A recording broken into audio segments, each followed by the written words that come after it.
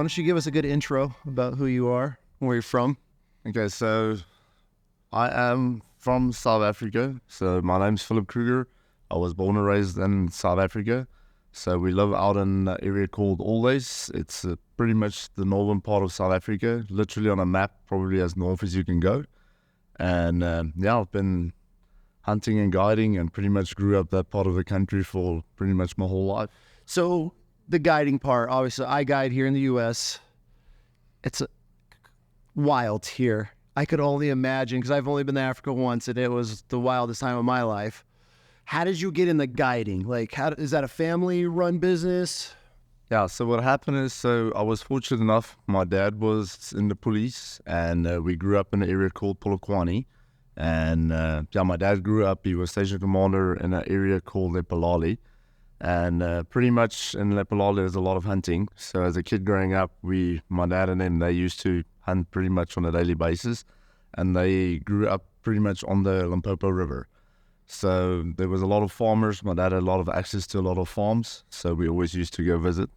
And just started hunting from there. And then my dad, through security, he then moved to Polokwane. And then from Polokwane, he bought a farm that was a weekend farm. And just went to visit, did some hunting there, and all of a sudden, the guy said, would my dad like to buy it? And my dad said, well, if he's 3 months from now, if it's still on the market, he'll buy it. So pretty much, it was supposed to be a weekend farm, then became a big full-time farm, and then every other year ended up expanding, and then became a big operation. How many acres are you guys on now? So the acres, probably in total, we own probably very close to about 33,000 acres. Really? Yeah. That's a nice chunk. Yeah. Isn't that all high fence? There's a free range in it? How does that work? So pretty much it's high fence. Most of everything in South Africa is high fence. Yep. But the area we are in was probably considered one of the wilder places in South Africa, because we still have your elephant coming through from Botswana. Oh, okay. Have your lions coming through, leopards, cheetah. So there's a lot of game that crosses back and forth. So when I went to Africa, there was a huge stigma that I had this picture built in my mind about South Africa, because you hear some stories that was just, we drove around in this pen and we just drove the outside fence, and it was just all these horror stories. And then I ended up going in this outfit I went with. It was the greatest time. It was nothing of any of the stories that I've heard. And so when I came back, I had all these people asking me, they're like, man, how was it? And I think there's the American side of things. I don't know why, but it was everything how it was laid out was not how I've ever had it pictured or explained to me. And so, what's your largest chunk of? I mean, is it all consecutive? I mean, or you said you've been adding on, so you have different. What is it considered, a concession, each one of them, or pretty much? So in South Africa, I think that's one of the biggest things where people get confused. So I know back in the States, a ranch is considered, when it's something bigger. Back home, we'll talk about a farm. So everything in South Africa is considered farms. Okay. Most of these farms are privately owned, and to get a big chunk of land is always the big challenge, because most farms in South Africa will be about 1,000 hectares. So you're looking at about 2,200, 2,500 acres will be a typical game farm in South Africa. But our piece of land now, if you take the whole block together, it's almost 175,000 acres. That's the block right next to us that we have all access to. But the one we actually own will be about 33,000. Oh, so you have endless. And the nice thing is it's right next to one another. So almost if you hunt wild Africa, it will be considered a concession. Okay. So that's why the concessions, there's a lot of people refer to it, but like I said, back home, it's considered farms. So so you said you have leopards, lions, all the big stuff coming through. How does that work? Are they going under fences, or is some of it open and that's where you're able to hunt these? Because I know you guys have done a lot of baiting for leopards, lions, and it's a grind, because I've heard some of these stories, which I want to get into. But how does that work? I mean, are they raised in there? Are these free range that are moving through? Because I remember when they were talking to us, we went in some places and they were like, hey, if you see a leopard in here, like, it needs to go, kind of deal. And, I thought when we hear a high fence, it's buried in the ground like a lot of places out here in Texas. I mean, there was a large gap. I mean, where warhogs, there was stuff able to come and go as it wants. Obviously not the big animals, but I mean, there's a lot of trails going under these fences. Is that kind of what's happened with you guys, or?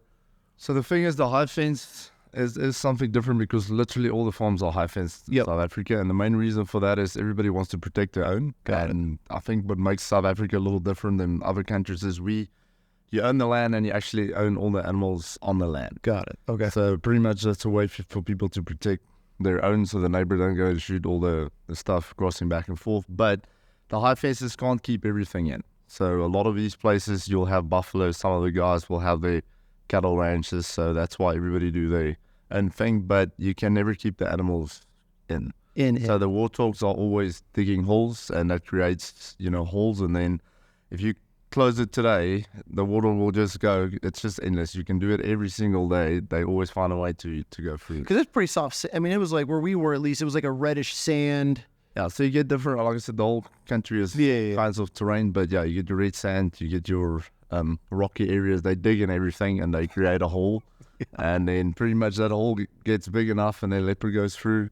Then you get lions crosses through. So pretty much it still creates a wild part. So that's pretty cool. In an area like us, we border Tuli block of Botswana. Okay. So literally probably some of the best plains game hunting you can find in all of South Africa will be up north. And then to have the river is where you probably create the best wild hunting you can, still available in South Africa. And you're doing crocs, hippos, everything on the river? Yes. I mean, all right. Hippos. That's my dream. I want on land, charging, the whole deal. Is it as wild as it seems? Because what's his name? The guy, the famous. He's got all the hippo kills and Mark Sullivan. Yeah. Mark. So, is it everything? I mean, obviously, TV's TV. We know that. We've been around the game long enough. Is it as exciting, or is it just as much of a challenge shooting one in the water? Because that's like if it was like right now, if you can go, I'd be like hippo on land, just because of the challenge, the rush. I mean, and I watched some versus some guys that are in the water. They shoot them, and then I've seen where these guys can't even find them. So then you add that challenge to it as well. But how's hippo hunting, and what's it like guiding a client when you have? I mean, how much does a hippo weigh? How many thousands of pounds? Hippos can be, they can weigh anything from, I want to say, 3,000 pounds to about 8,000 pounds. It depends which area and how big the bulls get, but they get very, very big. That is massive. So yeah, it's one huge animal. Yeah. So the thing is, for us, it's all about which area you hunt. Okay. A lot of places will allow you that you can only shoot in the water. So a lot of the guys will have a debate. You have to wait for it to get to land. Most of the hippos always get out of land, but they will only go out of land late in the afternoon, almost at nighttime. So they graze at nighttime, and then they will be in water most of the daytime. So a lot of these concession places we're not allowed to shoot at night. So that creates that the guys have to shoot in water. So I think it's everybody's dream to shoot a hippo on land. So if it's in the right area and you get them, then it's one of the... So you're pretty much catching them before they're coming back. Correct. So if you have time and you spend it, then you'll create a moment where you can probably encounter one. And to get them on land, it's one scary big animal. And the thing is, I think what most people don't know, they're extremely fast. Hippos, they cover land really, really quickly. And if you're not ready, and just your branches break, and then all of a sudden it came barging at you, it's not a pretty sight. I don't know if it was Ivan Carr. It was I don't know if it's Jim Shockey with it, somebody, but they were hunting, I want to say a hippo, and they were all looking one direction. And they hear like a branch break. And the whole entire time you could tell one of the trackers, he's in the video when you watch it back, he's looking like to the right. Everyone's looking forward. He just he's pinned. And you could tell his senses were kicking in, like once you watch it back. And I mean, you hear like one branch break and they turn. He's a famous PH. He's a big guy he's got like a buzzed head or a big head. I can't think of his name at the moment, but he turns. I mean, by the time he shoots that hippo, it's like at their feet. I mean, have you had any? So the thing is, I think that's what makes Africa so unique is there's so much variety of stuff that happens in the bush that, I can go and shoot plains game bait for leopard hunts, and then all of a sudden I'm run into a group of 20 lions. So every day is just different, and there's times you can stop, go take a pee real quick, and you think there's nothing out there. It's right in the middle of nowhere. There's no chance, and sure as hell you stand there, you take a pee. Next moment, a lion jumps out of the. I mean, that's gotta be. So I think that's the the nice thing on the wild side from it that still makes Africa so unique. So wild. You hunt places where you have access to that. There's nothing like it. But there is differences, different parts of the country. It's just like stateside for you guys. There's different provinces in South Africa, so every province is unique to something. Got it. Yeah, so that's why guys will come back and say, oh, it felt like we were hunting in pens and stuff because certain places just don't have big land, and then literally you see from one fence line to the other. And I think that's where the hunting in South Africa get a bad reputation. For sure. But there is a lot of places that still create your wild places, and I think if people hunt, that's completely different. That's like hunting some of the best wild concessions out in Africa. That was one of the my things was like obviously here where we're at, you see the mountains, we're able to just go and just get on public land and you can hunt as hard as you want. One of my things was like, man, I had this like this feeling where I'm like, man, I'm just gonna come in here and just shoot these pinned animals, right? Like, oh, we're just gonna throw some alfalfa out and we're just gonna stack bodies all day, which there's nothing wrong with, but that to me, that wasn't exciting. So I brought my bow, but then when I got to Africa, they were the spookiest.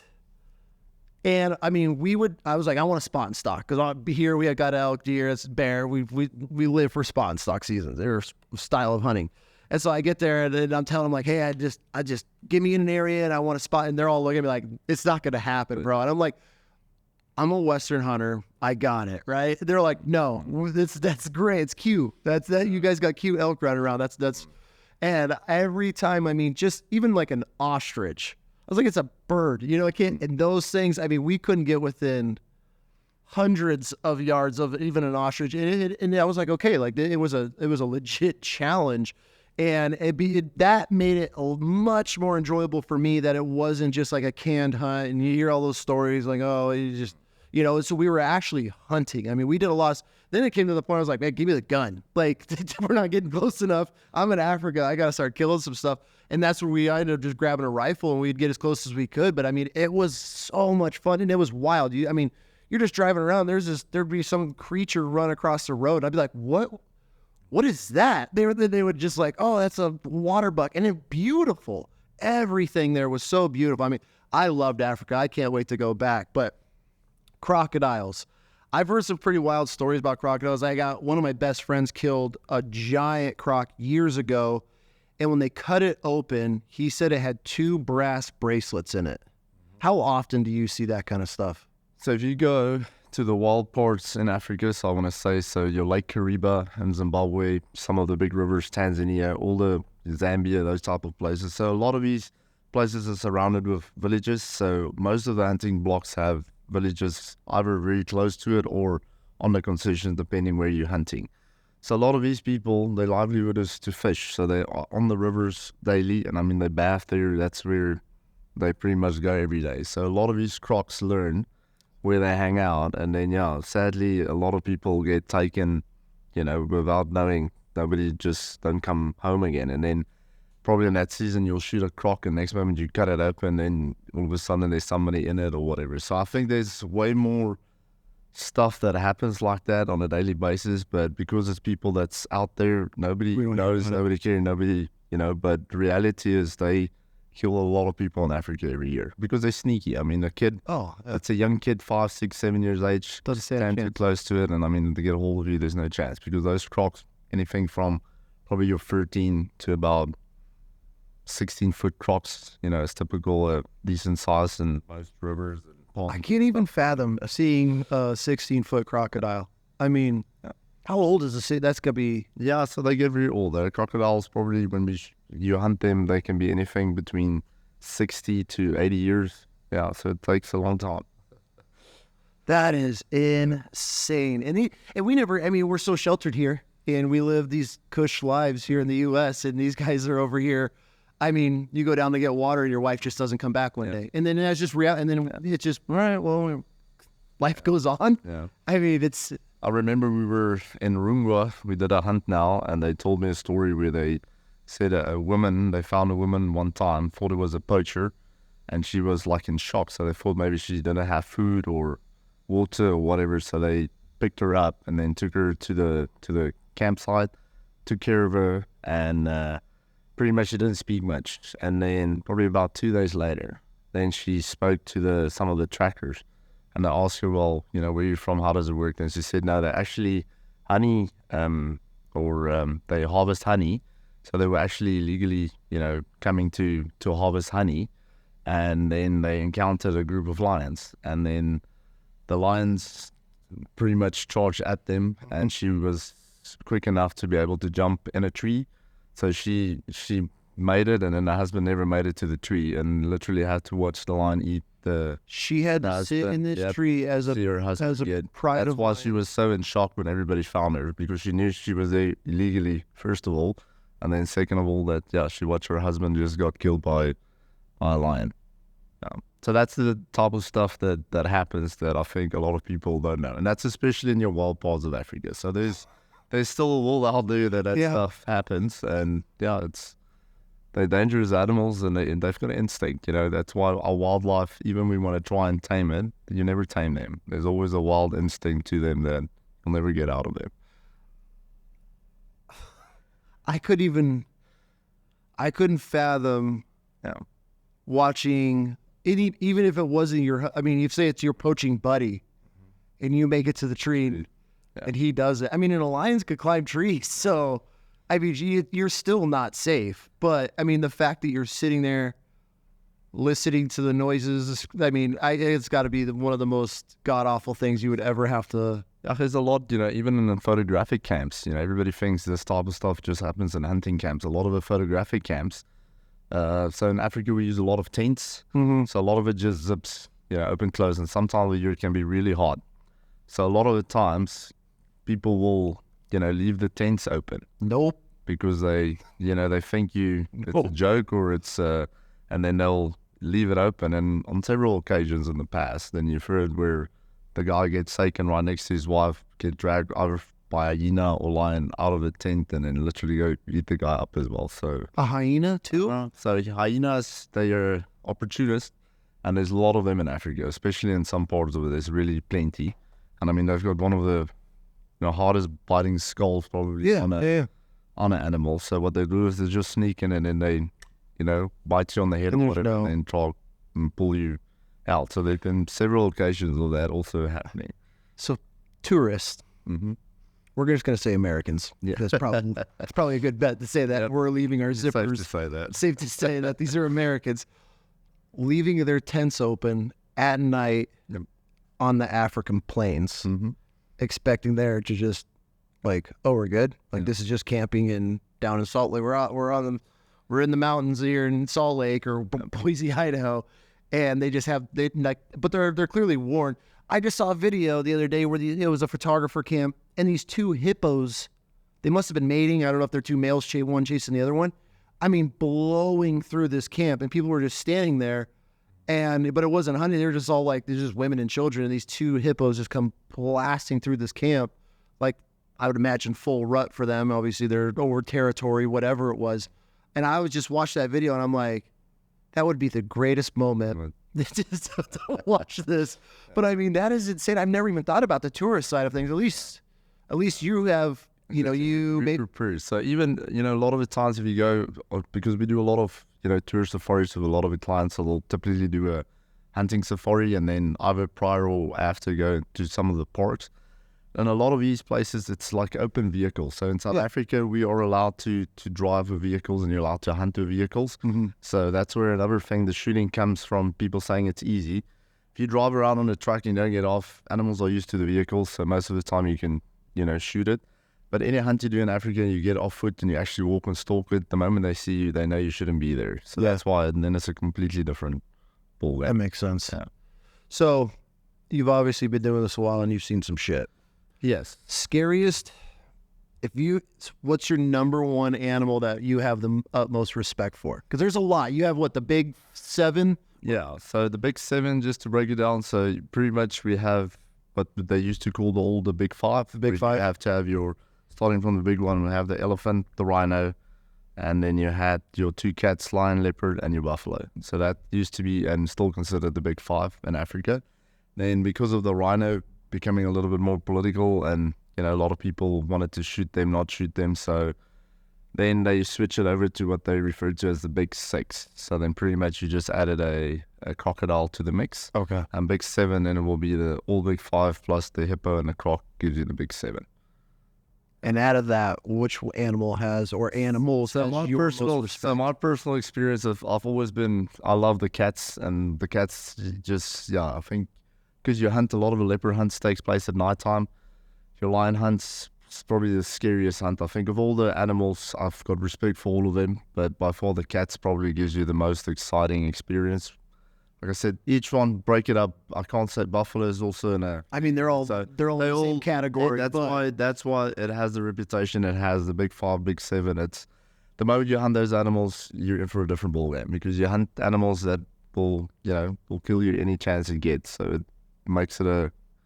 What makes a lion? What separates a lion from everything else? I mean, because obviously most Cape buffaloes, I feel that they're not going to charge. But what do they call them? The Duggar boys. Duggar boys. Yeah. Those are the mean ones considered, right? Or is it just in general all of them? So the Duggar bulls are normally the ones that's been kicked out of the herd. So we always call them like the old grumpy men. They're all by themselves and they, pretty pissed off, hate the world. Life. So yeah, sometimes out of nowhere they can't charge. It doesn't happen oftenly. So let's say I've probably guided very close to 550 buffalo hunts. What? And yeah, they all have, it's like humans. They all have their own personality. So you get some that just, when you see them, they're just mad at you for no reason. And do you know immediately? Is it a posture or like ears? Like, what are you looking for? Yeah, so I think on buffalo, they're unpredictable. So if you can, in hunting, you can push. A lot of these things, people live for the adrenaline and they live for the excitement. So it's all about how you get guided. So a lot of guys will take you like 150 yards and say, okay, bam, this is it, whack it. I mean, you're going to have a great hunt. But there's something, if you shoot double rifles, then you have to be, within 60 or 45 yards.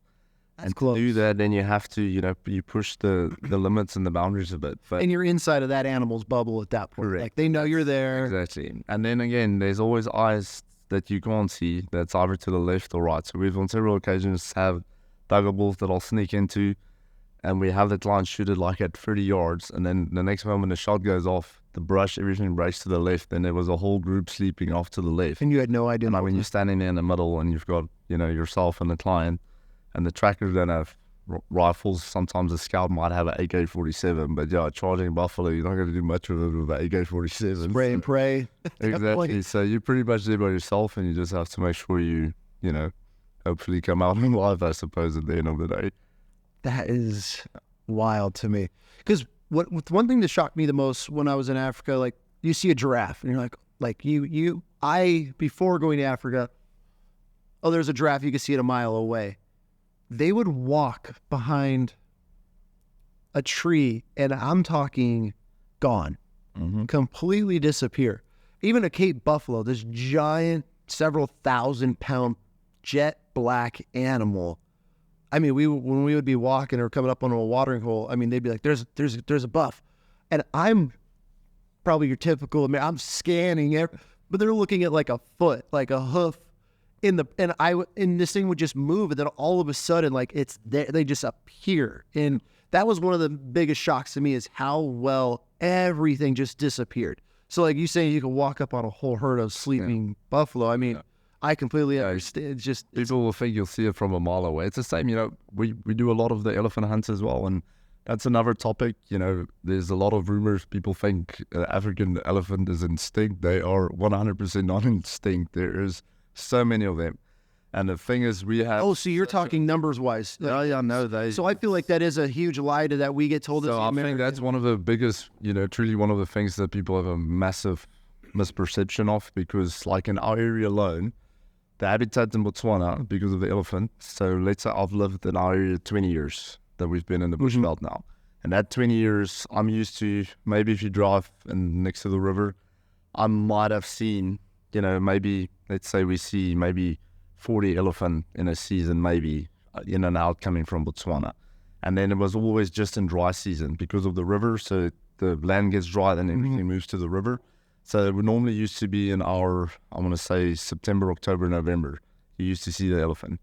Now, all of a sudden, there is because they're overpopulated, they're now pushing in huge numbers. I think we did a survey the other day, and that's the thing, practical surveys that you can actually, through a helicopters, was on the ground, checked everything. So we have between 600 and 800 elephant just in that area coming in and out.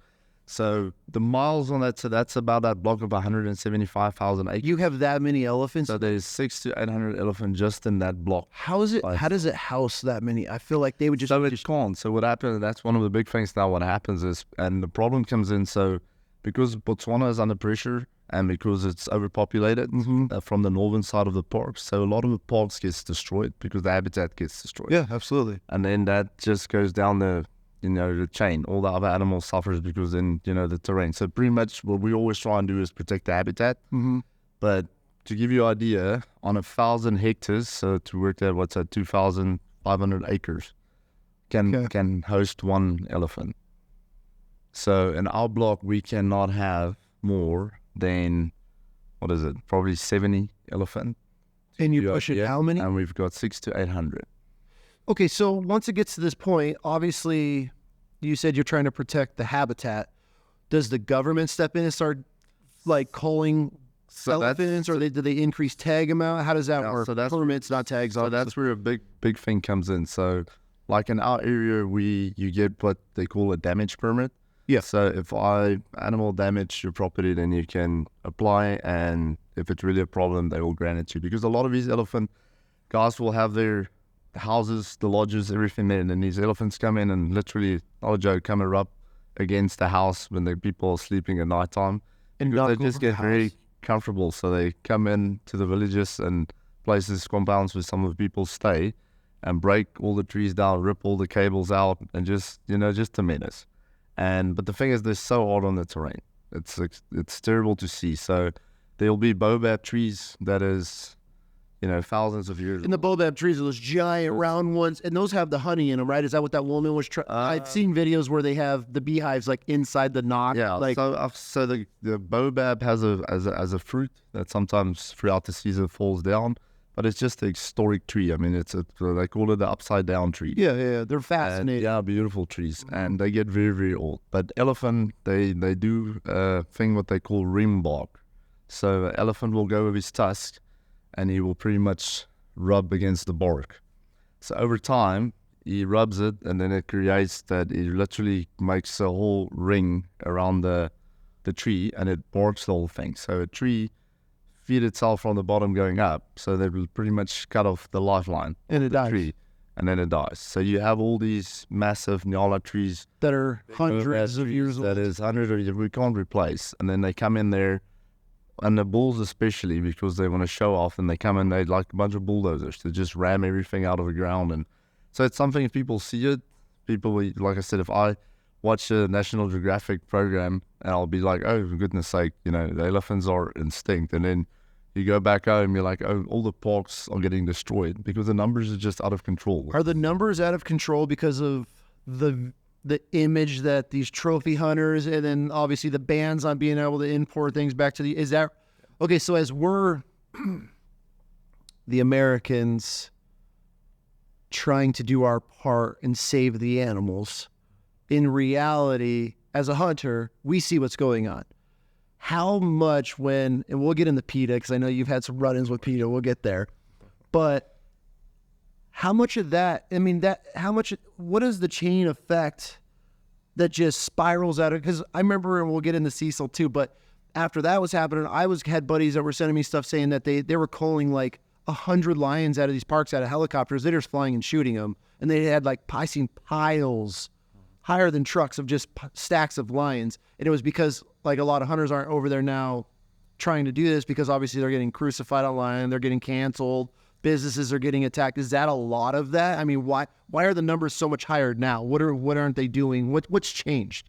So the thing is, I think a lot of people, even myself, I mean, we grew up, we love all the animals. I mean, it's part of Africa. So for us, whether you're a hunter, whether you're in the photographic side, I think we all share one common thing. Absolutely. We just love the wildlife. But there is a percentage of animals that has to get hunted every year in order to control something. So the lions have to be controlled, the elephant has to control. So we can't go and cherry pick the ones that we think are pretty or Been in a Disney movie. value or whatever. And I think that's what happens.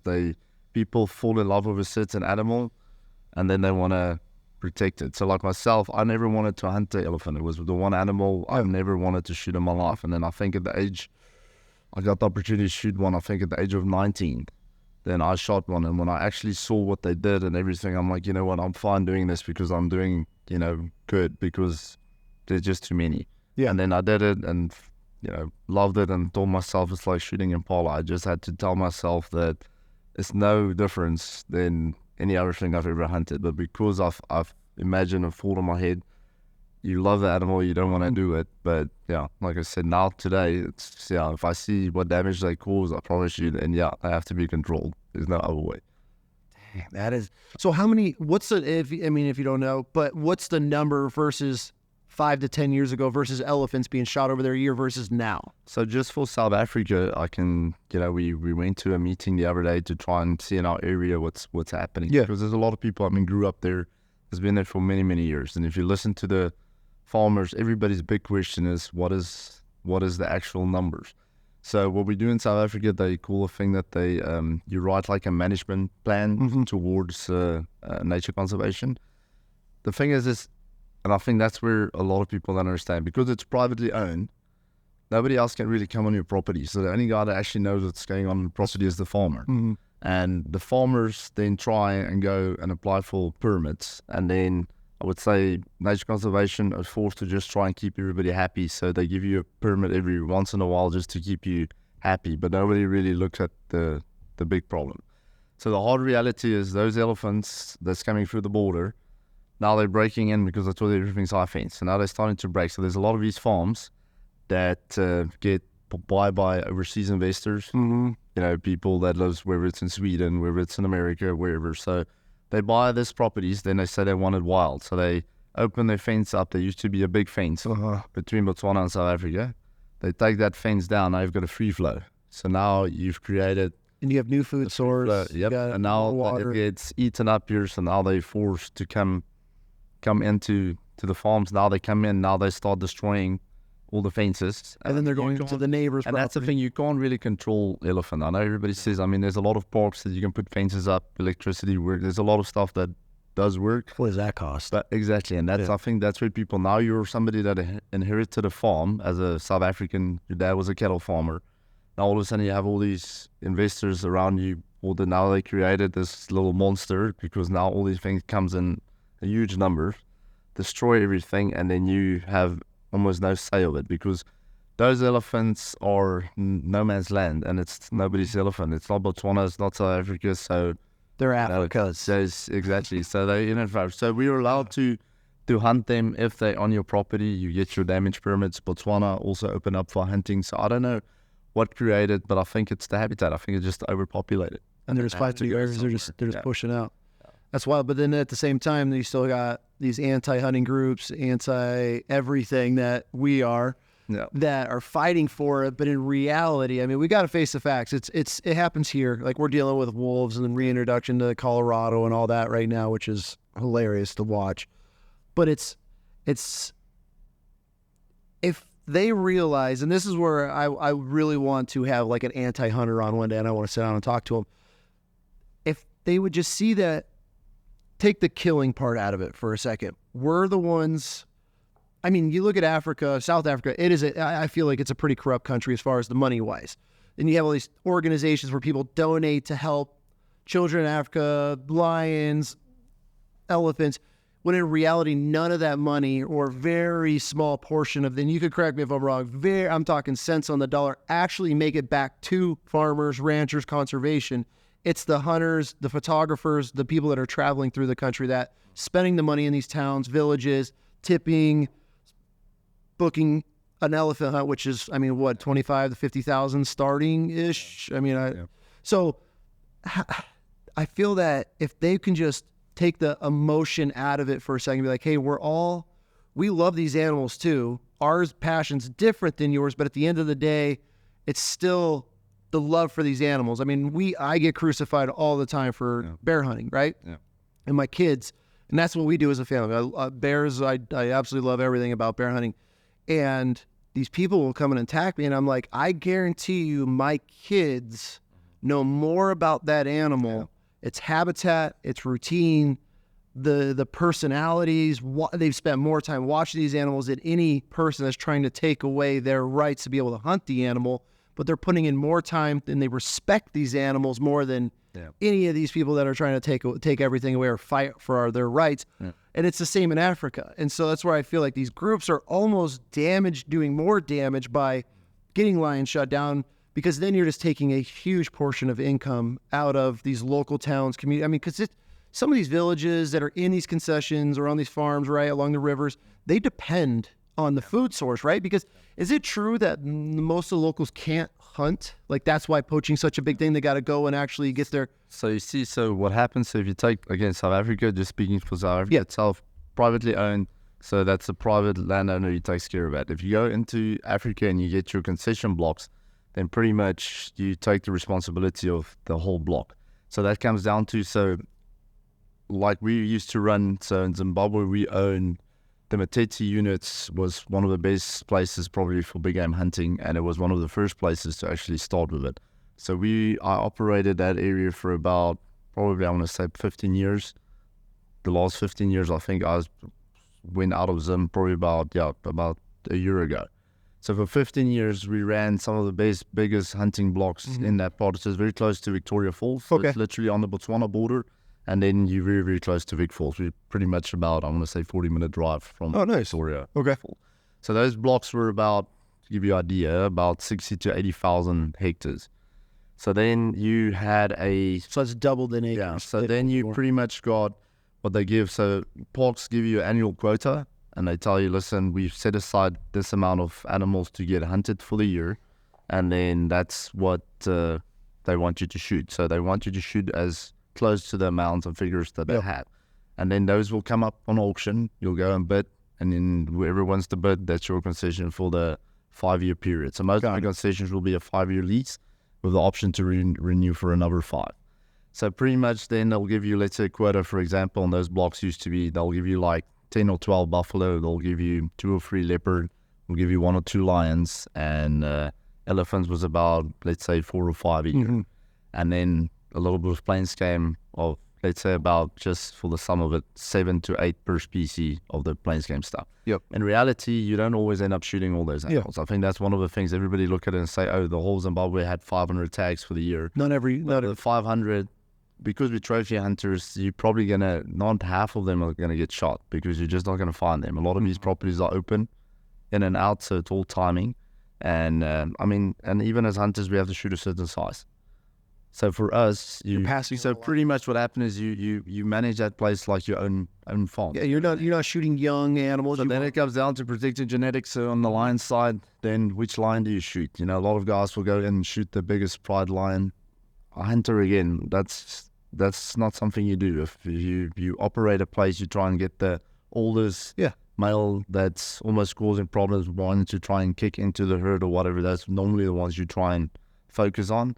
And then also you listen to the people on the ground. I mean, a lot of these villagers will tell you, listen, there's a cat, he's aggressive, we don't want this thing, it's tried to eat my kid, or listen, this thing comes to the village, it's tried to grab somebody out of a thing. So it's almost like they come and ask you when you get access to it to say, it's almost like a real big position that people approach and say, Philip, please handle it correctly, because this is, we got a croc that's eaten 3 people in the last month, like, you need to come hunt this croc. And then then you'll get a client that'll call, hey, I want a big croc. You'll be like, perfect. Then you try and look it all up. But I always tell people, people will ask me, Philip, why do you hunt? And I said, well, remember, I grew up with it. My kids hunt. I love to hunt. It's in our family. I mean, to live in Africa and you don't hunt is pretty odd. For us, you know, we love it, but everybody there hunts. But we grew up respecting and knowing how to handle it. And I think that's the big thing, is when you hunt these big animals, it puts a huge responsibility towards you to do it correctly, because you only get one chance. And that's why when you start hunting the big areas, and I think that's where Tanzania and a lot of the old ethics and old school professional hunters, they really strive to protect that part, because they knew when they did it, they did it correctly. Where you get a lot of guys that don't handle that position correctly. And then, like I said, it's a numbers game. They're just correct. And then that's obviously crushing your genetics. Correct. And then it takes years to recover. But to give you an idea, so for our water supply for those concessions, so let's say we had anything from, it could be 3,000, 10,000 elephants coming through those blocks in a year's time. So you have to provide water for it. So I had to pump water. So if it's a dry season in Africa, which is dry. so it's beautiful. That's why I always say it's beautiful to look at all these animals, but it's a different thing when you have to take care of it. So just the pumping of the water, and a lot of these places don't have solar panels or whatever, so it's like some of it still have generator that runs with a pump that you have pump a little bit of water in there. Here comes a whole group of elephant, can be 300 herd of elephant come in there, drink, and then there's no water. So one of the biggest things, the porks, our own challenges and the concessions next to it is you take that responsibility to make sure you have that. So there's huge money that goes into that type of stuff. And I think that's where a lot of the people think they're helping Africa, like you said, through organizations. That's what they initially want to claim or try to picture. But that stuff don't really get taken and pulled. Okay, so how much money are you getting from the government? Let's say you own one of these plots. You got to feed 3,000 elephants a year. How much money have you seen from the government? So if I'm donating to helping this trying to protect elephants in Africa, I'm just somebody on TV and I see these elephants and they got the tears running down their eyes and they got the Sarah McLachlan music playing. How much? And I make a donation. I donate $1,000. How much money have you received from the government over the years? I've never seen any money. Okay, then here's my next question. If let's say they did away with these concessions or plots, right? And they took the outfitter off of it. Who's going to run that? So this is what happened. So I think when from stateside, when the elephant ban got put in place, I think I'm trying to think that I think that was in the year that Obama was elected, more or less. So it was in that time frame. So I remember they changed the law that they didn't want the export of the elephant to take place anymore. So the thing is, again, we've got 500 tags in Zimbabwe. Like I said, 250 if you're lucky to get hunted if you're lucky. Yep. Now, so Africa's biggest challenges, we've got drought is our biggest one, and then poaching. I think those are Africa's two things that kills Africa, and that's what people don't understand. So on an area like that, if I'm not there, so then it opens it up to poaching, because these villages surrounding there, these people need to eat and live. So you have access to some of the most beautiful wildlife on planet Earth. Nobody protects it. So as you're creating a monster, because they're gonna definitely, put snares out, do anything to try and kill these animals. The other thing is drought. So now the water, we can't pump or supply enough water. Now a group of elephant that year, because there was no funds, we didn't pump where elephant only drink fresh water. So now you take that water supply away, they have to cover a certain amount. So you close a few of those, then all of a sudden you kill all those herds of elephants. So you get to a water hole and there's 160 elephant dead because there's no water. That was a simple thing, and that's all practical things that happens in the bush. And that's what I said, people look at the hunting figures and freak out, but if you look at the management part of it, but again, because they're overpopulated, have to be controlled, because if they drink all the water, what the hell is the other stuff going to drink? So it just has a very bad cycle into pretty much all the other stuff. Yeah. So I think, to give you an idea, I think that year we lost in that area. I think what I know, they told me it was almost 3,000 elephant that got killed that year through drought, because no management. Yeah. See, that's what nobody's you never hear about that. So the management thing is, and that's why when we hunt, so let's say 3,000 elephants. So I hunt 5 elephant a year. I shoot, let's say, 5 of the oldest elephant bulls again that I can, because you're a trophy hunter. If you're lucky, you're filling all your. So wherever, now you go, you shoot those 5. We always look at it to say, I'm shooting 5 to save a few thousand, and that's what people don't understand. They'll never. The money that I get gets used towards running these concessions. So remember, you have to have staff of 15 time on an area like that. Then you have to have your anti-poaching unit. Then you have to have your vehicles. Then you have to have a fire team. You have to have, so there's so much stuff that goes into it that I think behind the scenes a lot of people don't know about. And that's why when they just look at the hunting figure, they just, you guys make so much money. it's expensive because it's expensive to run those parts of Africa. For and sure. if you want to run it correctly, then there's only one way to do it, is you have to do it right. So that's why a lot of the big game has gotten so expensive and limited, and just not a lot around. But if you go, same thing, in those areas we will have huge herd of buffalo. There used to be thousands of buffalo.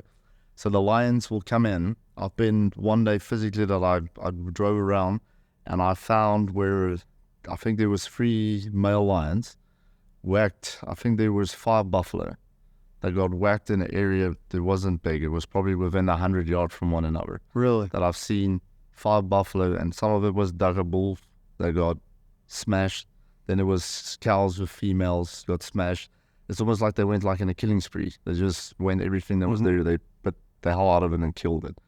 And the thing is same thing. Lions numbers not taken care of, overpopulated, then it has a negative effect on everything. It just trickles down again. here. Everything goes down to, we can all love it, we want it there, but it has to be controlled. So area like ours, I can only have 70 elephants. I cannot. You have 6. So I can take all the professors, you can write everything up. They will tell you 1,000 hectares for one elephant. That's the study. That's how they've done it over years. That's how it's proven. So yes, we can't have more than 70 elephants. Now, how do I get rid of the, let's say there's 800. So how do I get rid of, the rest? So the 730, where do I go with it? So now there's 2 options. We can either hunt them and make it a legal hunt and manage it and do it correctly, and then you can be selective. Or you have to, go and say we have to cull it. And my personal opinion is I don't like culling. Because you're just letting them lie, or you what? get one guy up in a helicopter, he goes and bang, bang, bang, shoot, all the meat goes to waste. I mean, it's just too much logistic to handle. But the bad thing is you have to shoot the calves, you have to shoot, and I think anybody as a human being, you don't want to do that. And I feel like that's something that if it was actually like ever documented and put out there, I don't know if it would hurt the image of obviously hunters more, but people, they'll just say it, oh, they're just trophy hunting from a helicopter, right? But the fact that they're flying and just mowing down hundreds of elephants and everything goes to waste. I mean, it's not going to the villages. I mean, if you just look at the meat, I mean, how many tons of meat? So they use that correctly. I mean, that's one way to look at it. I mean, your ivory is another part of it. Then you sit with the liver, you sit with a lot of things. So the thing is I think nobody wants to take responsibility to say it's our elephant. I think that's where a lot of the governments have an issue. So concession blocks, we know I'm allowed to shoot my 5. So the rest of it, I don't manage, I don't control. But it's a very hard thing to maintain and to control if you let the numbers go out of proportion. So just speaking again for South Africa, that 600 to 800 elephants is a massive problem. Yeah.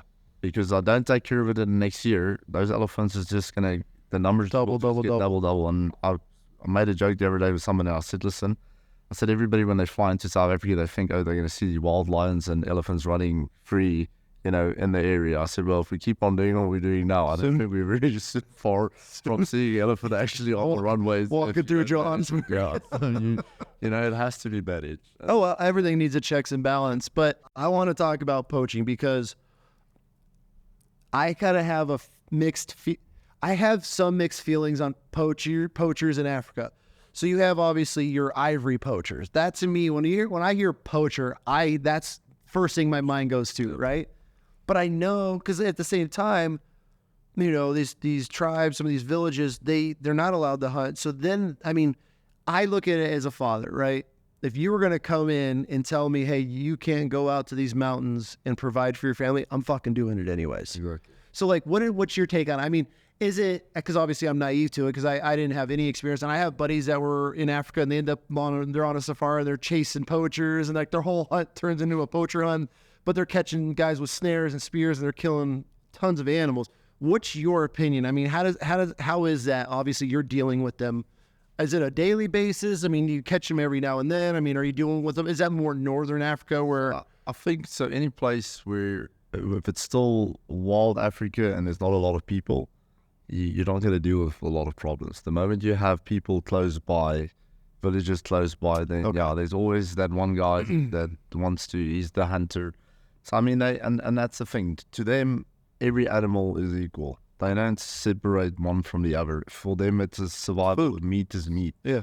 So, wherever they kill a lion and eat it, they'll eat anything, because there it comes down to survival. So that's why if we don't control areas, then you have these guys running around, open land, put snares out, do whatever. So, some of them, like you said, more extreme. Some guys they'll try and kill elephant. They want the big meat. You get a guy that will focus on the cats, because in the village chief wants a leopard skin, or he wants a lion head on top of his head or whatever. That's how they grew up. It's part of their culture. So you're not going to change that. And and then same thing. They have cattle. That's their livelihood. Now you get a lion that comes and eats his cattle. So immediately it's revenge. So this guy has got his heart set. He's like, I'm going to kill whenever this lion comes in. Or he has a bad experience where the lion came into the village. His dad got his arm bit off or whatever by a lion. So he hates a lion. He grew up hating a lion. Mm-hmm. And then all of a sudden, his whole life, he dedicates to try and kill them. Killing lions. Yeah. So it varies. There's so many different levels of poaching. So if you look in South Africa side again, so we had a lot of rhino. We used to have we had close to 40 rhino on our game farm itself. And talk about how much they eat. So we were able to buy from, Krüger National Park had every year they would sell some rhino to the private sector. So you were allowed to go and same thing, go on a bid, pay per inch, and you were able to buy rhino. Okay. So a lot of these farmers, that was how we could get rhino. So we bought a lot of wild rhino back into the private sector. Okay.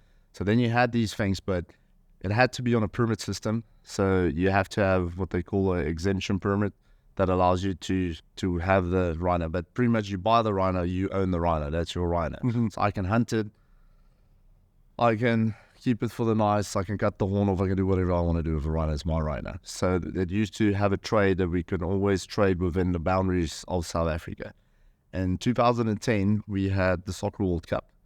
So I don't know what we wanted to look good for some other reason, but then they put in a regulation that was called the TOPS regulation.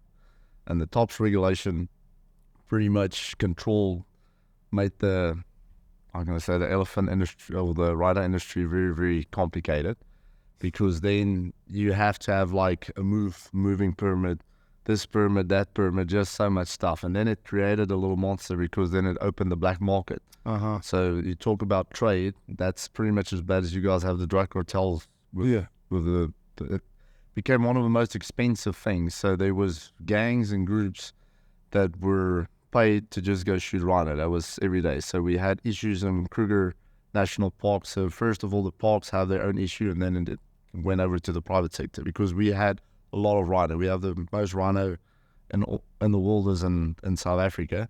And I always tell people, I said, everybody wants to tell us how to do it, but there's a reason we're the only ones having it, because what we've done over the years, it worked. Yeah. But when they started messing with the system, they created the black market, and then we had, I think there used to be poaching maybe 4 or 5 a year that we knew of. Mm-hmm. Then it jumped to 300, then to 450. In 1 year? Yeah. Then it became like a super crisis. Instantly after they put in these new regulations. And regulations, yeah. Imagine that. It's almost like it gave you information where all the rhino is. Mm-hmm. It told you how it was happening. And who's got what. Then it came down to, so there's a few farmers that had 1,000 rhinos. Mm-hmm. And to feed those rhinos, I can tell you, we probably spend in our dry area, those 40 rhinos cost me probably about, I want to say about almost $200,000 a year just in feed for those rhinos. Just in feed. Then I have no source of income. The only source I have is to kill them. So I had to shoot one to provide for the food for the night. What's a rhino? So then we never shot one in my whole career there. We never did it, because my dad actually took government to court to try and change everything. So then we went through a huge court battle. We won the minister in all the battles. So it was first in the high court, and it went to the other court and to the other court, and 3 times we actually won the case. So now we're allowed to trade again within the boundaries of South Africa. Because of your dad? Because of my dad. So I went, and it was, we went to a lot of organizations, asked for help, because we all knew it was a big problem. And then we just, pushed it, because me and my dad we love these animals. Mm-hmm. Although we're big hunters, we love these animals. So for that period, we, I think it was almost a 7-year period that we fought that court battle and actually eventually pushed it through. But to the extreme that we actually had to sell our rhinos because of the pressure of the poaching. It was just too much. I mean, we protected those 40 rhinos for almost 7 years without... You didn't lose any? I never... That's impressive. But then within a period of a month, they shot 7. And then, you know, my dad used to be in the banking industry. So my dad came from a police background. So then we started investigating and then we went full on. So then we called every single guy that was on our farm over a course of, let's say, a 3-month period. What happens when you catch them? Can you talk about that? Yeah, so not much. So pretty much you catch them and you can find the kingpin, point everything where everything comes back to, but because it's corrupt and because it's political, it goes just at the point and it goes down, yeah. And they're back out doing it again a week later? Yeah. So let's say you catch a poacher red-handed with everything, then they'll have an attorney. The attorney will come and tell any story they can to say it's, you know, he wasn't poaching. Who's paying for the attorney? Probably through the organization that does. PETA? So like we pretty much, when I pushed it through, there was a farmers in Rosebank that actually was one of the kingpins that, you know, funded these things and then pretty much could bang gangs out. And then they had per horn or per inch, per whatever, how bigger or whatever they, you know, pay them like that. So they're the one that fund them, gave a vehicle. And then the funny thing is a lot of these poachers, it's combined. You have South Africans involved, you have Mozambique involved, you have Zimbabwe, Zambia. So it's almost like it's all. Do you ever find any foreigners as part of the poachers? Because I know a lot of it goes to Asia. Did any of them come over and help? Yeah, so remember a lot of these, it's in their culture. So, you know, for them, always tell people, I mean, for us, we grew up eating jerky and biltong and stuff. It's like somebody telling me I can't have that anymore. So for them, whether they use it for an aphrodisiac, whether they, you know, use it for medicine, use it in tea, I've seen it, I've been around it. You know, for us, there's no difference between a rhino horn and a cattle hoof. So yeah, the thing is all the animals in Africa, if a horn gets broken, it only has one horn. Mm-hmm. A rhino's horn is like a nail. You clip it, it grows back. It's like an antelope here. It's is it kind of fibrous? So if you cut it, it grows about 4 inches a year. Oh, really? Yep. So then that's a whole other a whole other maintenance bill. Yep. On top of it, you got to dart these things. Correct. I mean, that can't be cheap. So you have to microchip all the horns. You have to do it with nature conservation. So pretty much all the information that happens on your farm is with them. And then a lot of that stuff then, like I said, got leaked. And then a lot of the farmers then... So you're paying for that, for the darts, the chipping, the vaccinating, whatever. Because obviously, just because you dart, you're not going to just cut one out. You're going to try to make sure they're healthy. And you're paying out of pocket for all that. Correct. And then that goes to the government, all that information, and then that gets leaked to these and then when we say, groups. And then a lot of the farmers, they don't want to give the information away. I don't blame them. Yeah, because they like, you know, I never had issues on my farm. All of a sudden, I'm playing by the book. So when this list comes out, let's say Philip Krüger, 40 rhinos, they can just see this and be like, this guy's got 4. And that's correct. This isn't a giant concession, so we can find them kind of easy. You know, and the thing is how do you protect an area that is, let's say, you're talking about a 33,000 acre game farm. How do I start to protect it? So the thing is, they will only come on full moon. Mm-hmm. So they shoot these things, you know, 1, 2, 3 o'clock in the morning. But they're tracking them. They're already sitting on them. So they're waiting for them. You know, catching these guys, you dealing with some serious guys that knows the bush. They're just as good as you. Not a guy that does not know what they're doing. That's literally the best of the best that you get out there. So if you go follow their tracks and stuff, it's insane. What are they doing to disguise their tracks? Like, I mean, what makes these guys so good? They're just born and raised out there, so they know everything. I mean, that was one of the most impressive things to me when I was in Africa was watching these trackers. I shot a baboon in the face with my bow, spins, roars, starts ripping, and takes off. And when we were tracking it, this guy, he probably was only like 40, 50 years, but he looked 100. Yeah. I mean, looked rough. He's got some bush miles on him. Yeah.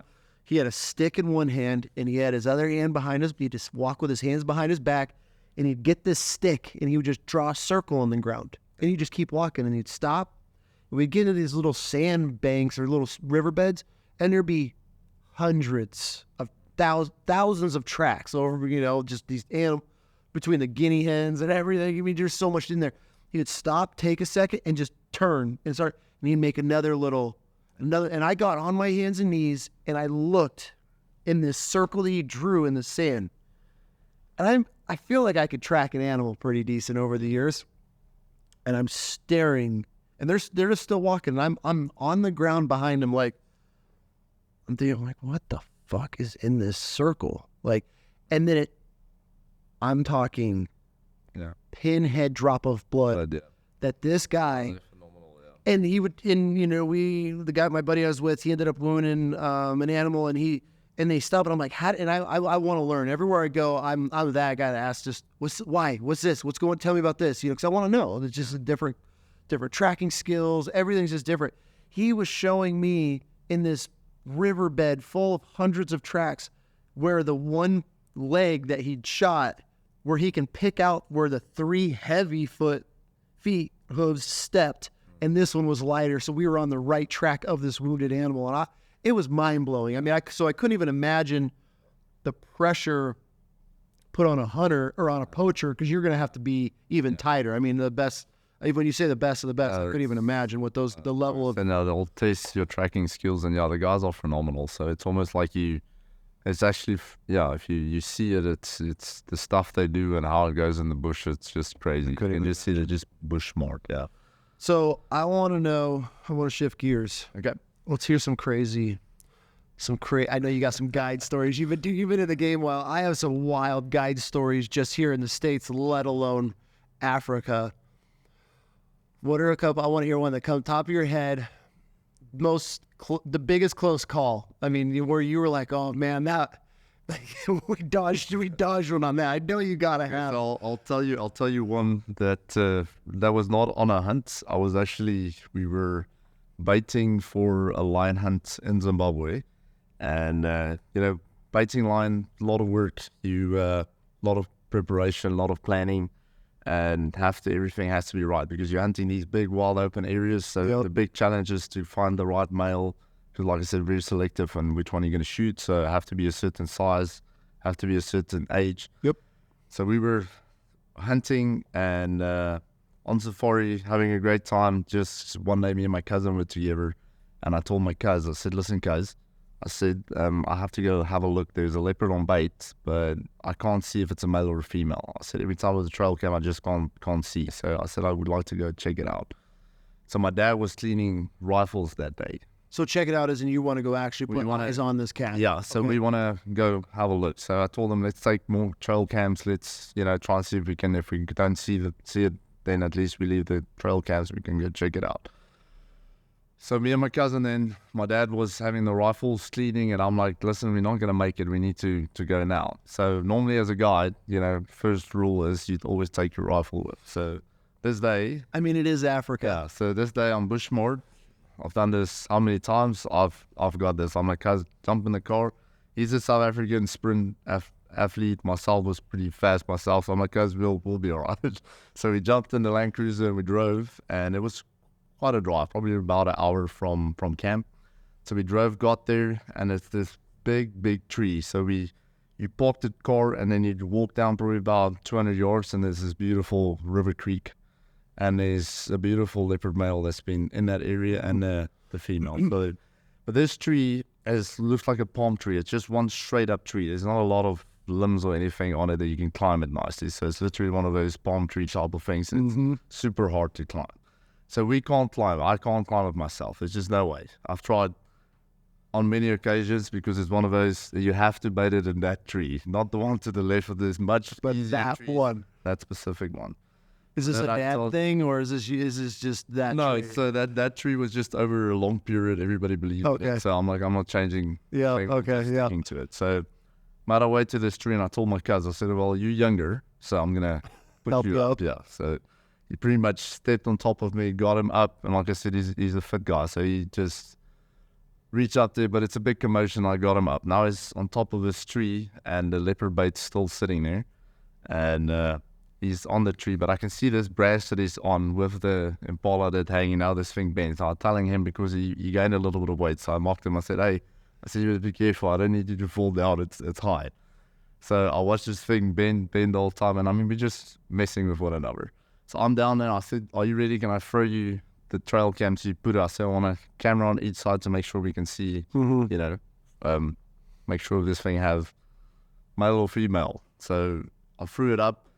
And I giggled, laughed at him because he nearly let the thing fall and stuff. And the next moment, I just looked at his facial expression. And you knew it was real. And I knew something's off. And then as I look at him, I could see he can't speak or nothing's coming out of his mouth. And then I just heard in the back of my, at that point, probably guessed about 15 yards behind me, I hear this. And I instantly knew it's lion. I just knew, but I don't know where they're at. I don't know. So but I swear, it's like the hair raises. I just know I'm in trouble and I don't know where the hell to go because I'm in Okay, hold on. Okay, hold on. So I can't fathom this because obviously our mountain lions, our mountain lions aren't shit, right? Like they'll run, they're 100% scared of you. Yeah. So you know this cat is standing within 15 yards of you. So I just realized it at that time. So. And you could hear this thing purring. So I could hear it purring and I knew in that moment that I had trouble because I don't have my gun with me. You can't climb the tree. I can't climb that tree. The other trees are not very big enough around there. So I mean, there's pointless to attempt to climb one because if I climb it, it can also climb. So a lion can climb trees. Oh. A lot of people think they can't climb. They can climb. So I looked at my cousin because now I'm like, I know I'm screwed. It's one of those moments that you just realize, okay, I'm screwed. I mean, do you go left? Do you go right? Where do I go? And I just saw his face and his eyes, just light it up. And he's trying to tell me something. And he's lying on the piece of meat, still trying to balance and get everything sorted. And he just showed me with his hands like this. He just made like a big circle. Which means a male. And I see he's trying to speak, but he can't get anything out. And the next moment I just hear he says, lion. It's a big ass lion. And the next moment, I'm like, where do I go? That's my first thing when I yelled at him. I said, where do I go? Because he's got an aerial view. So I'm like, do I go left? Do I go right or what? He says, climb the tree. Good luck. So I pretty much, in that moment, I think, I always tell people, I think in that moment, it's such big shock. I swear, I ran that tree up. It was the easiest First time I've ever climbed in my whole life. Because I literally ran right up on it. Like I literally just touched it a few times when I was sitting right next to my cousin. And then me and him both lie there. So it was how bent was this branch at the time? No. At that point, I didn't even think about that. But yeah, pretty bended, I suppose. And then we lied next to one another. And when I looked from the top, there was this big black maned lion, and it had two lionesses with it. So from where I was standing to where they were lying was literally about probably 13 yards. 13 So they were yards. a little bit up, and I was just a little down in the creek. And you didn't have any lions on this camera? Like you didn't cut any track? So I mean, we know lions are in that area typically, but I mean, the thing is you have the bait out, so they probably smelt the meat and thought, great idea, let's go check it out. So then me and my cousin are lying. Now we're looking at this lion. I mean, I was still in shake. You're not in the clear. They can still obviously climb the tree. Now I told him, I said, great guys. I said, now we're in this tree. I said, we've got this lovely stinky piece of meat that we hanged ourselves. Me and you both in the tree, and now we're surrounded by the lions. We got to get down. And my truck's about 200 yards on top there.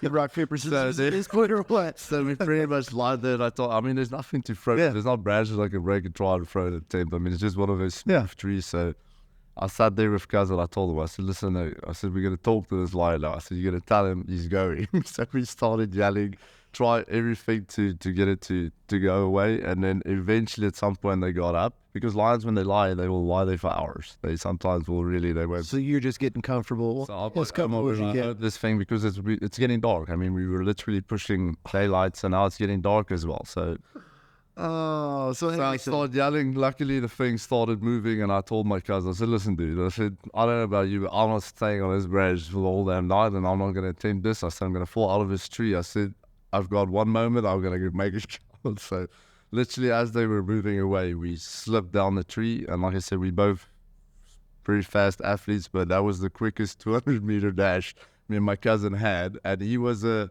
400-meter sprinter. I was a 100-meter dasher. And he ran me, I'd rather the shit out of people. And yeah, so that was one of the funny thing is I got back to camp and I told the guys a story. So the next day I got to camp, there's this beautiful wooden car thing with a guy climbing a tree with a lion, pretty much up. And they told me, they said, listen, we hope you've learned your lesson. Don't do that again. I said, no, don't you worry. I said, I learned a good lesson. So you've taken a gun with you. Yeah. I couldn't even So that was not hunting. That's just typically doing. But I like covers. A hippo can cover that ground. If they want 15 meters, I must actually show you my phone. I've got a breakdown of how much seconds it will take him to cover, 15 meters, 20 meters, 25 meters. It's ridiculously quick. Yeah. So clients, you have some pretty wealthy clients. Some people from all over the world. I like to talk about, because my wife's always asking, every time I come back from a guiding trip, she's like, how was your client? How's your client? And she's learned now, she's like, was he a hunter or a killer? Yeah. And a lot of people don't realize there's a difference between a hunter and a killer. Correct. And how I would explain it is, your average hunter will take a shot and they head up looking at the animal. But when you get a killer, they'll take that shot, work the bolt, they're back on it. If they get another shot and they're doing follow-up as much as they can. I couldn't even imagine being an Africa guide, because the shit I run into just here in the States on deer or elk or whatever. Sometimes I'll tell my buddies stories. They're baffled, but I couldn't even imagine having some guy that's very successful, sits in an office for a career, and then now he's out hunting a lion. And obviously, and I've heard some stories about, besides not the baiting side of lions, but when you're hunting lion on the ground, like, you're pretty much just pushing them until you're tracking them, and they know the whole time that they're being hunted. And then they eventually just get to the point where they're done being followed and they just turn away. And so when you get to that scenario, like, have you ever had a client that you were like, oh, this is going to be a complete shit show? Or are most of your clients out of ready to go? How does So I think I've counted the other day. So I think I've guided 104 lion hunts. And of the 104, I always tell the guys the story. I said more than half of the guys after the hunt burst out in tears, and the emotion gets to the guys. Because the thing is a lot of people, you think a lion is aggressive. They know they're dangerous, but you face that thing on land and you walk it eye to eye, it's not built for everybody. So yeah, a lot of guys will be like, you'll be guiding, and next man turn around and said, Philip, please just shoot the thing, I can't handle this anymore. Really? And then, a lot of you have to calm the guy down and tell him, listen, no, you'll do it. So yeah, it's a big mental thing when it comes to cat. I think it's one of those animals, your instinct tells you shouldn't be there. And that's why a lot of people, if you haven't done it, a lot of people have the world of comments about it, because remember, they drive in a photographic vehicle, see a lion lying next to the vehicle, that thing sees that vehicle every day, so he's not scared of the vehicle. So you will handle it with respect. You on the ground, different ballgame. It's a whole different ball. Even ballgame. And the thing is, the cats hunt us. If you think you're hunting lion, he's hunting you 100% of the time. He's hunting you. I never hunt lion. They always hunt me. I've never hunted a lion, because whatever I think he's going to do, they never do that. They always do the opposite, or the one thing I did not plan for. They are extremely good hunters. So when you track a lion, they play games with you. So when you finally catch up to the lion, like, how does this go? Obviously, I've seen videos, I've heard stories, but like, from your point of view, when do you know you're getting close? Is it eyes on? Are you hearing? Do the tracks change? Like, are they? So for the lion hunting, there's two types of lion hunting. So you get what people relate to your wild lions, and those are the ones that tags are very limited. It will almost be like your sheep tags, pretty much, for your governor tags. So for us, we have a few exclusive lion tags, that's your wild tags, but that goes for huge money. Not every person can do that. So because there's not enough lions in the wild, and because of the money, then South Africa, in the Kalahari, northwest province of South Africa, they started the project that they so-called today known as the can lion hunting. So I've had the privilege. Now you're doing canned, air quotes for listening. So why? So I'll break it down. So how it works for us for the lion hunters. So the thing is there's not enough lions, number one. So you have a lot of sport people that wanted to shoot lions. So in the wild, I can only bait and have the animal come towards the bait, because tracking a lion in the wild is that if the terrain, most of the places, the terrain's not suitable. So I can only track it to a certain point, and then you lose the track. Okay. So even if it's the best tracker in the world, there's too much grass, too much rock, so you can't really track a lion realistically. I mean, if it's an ideal situation, it's a river creek and it was close to the bait, then I can walk about the yard back, you can catch up to it. But I can't actually say, okay, here's track, now we track it from here, we're going to chase it. Because they cover too much ground. A lion will go almost 40 Ks a day. So they cover a lot of ground. Wow. And they'll take a nap during midday and then active, but they're more active at night time. Okay. Yeah. That is insane. So you're kind of connected with some famous lion hunts. Mm-hmm. And I'd like to kind of dive into that a little bit because, you know, for us being an American, we heard I mean, obviously it was, we'll jump in. Let's just start with Cecil. So the famous lion, right? I would love, and, you know, we were kind of talking the other night and you kind of brought it up, but I would just love to hear the backstory. So here in the States, I mean, was he a dentist? And he was painted as this, they slipped into this national park and crossed borders and shot this pet lion that had had all these females with it and all this stuff, right? But you kind of said that he was a problem lion, and then he had a brother as well. Yeah. And that one got you in some trouble at the same time. So let's start with Cecil. Let's kind of get just, you're not going to go full. I mean, I'm sure it's a long story, but I would love to hear your version, because obviously you had a permit to hunt, and he was coming over. So pretty much we owned the concession where Cecil got shot. Actually, was probably 200 yards from our camp. So really, we were the ones owning the concession, running the concession. So that's why immediately everybody put the connection and said it had to be us. So how it worked in that area, it was private land that gets government or tax from national parks, and that all these properties pretty much border the Wanky National Park. Okay.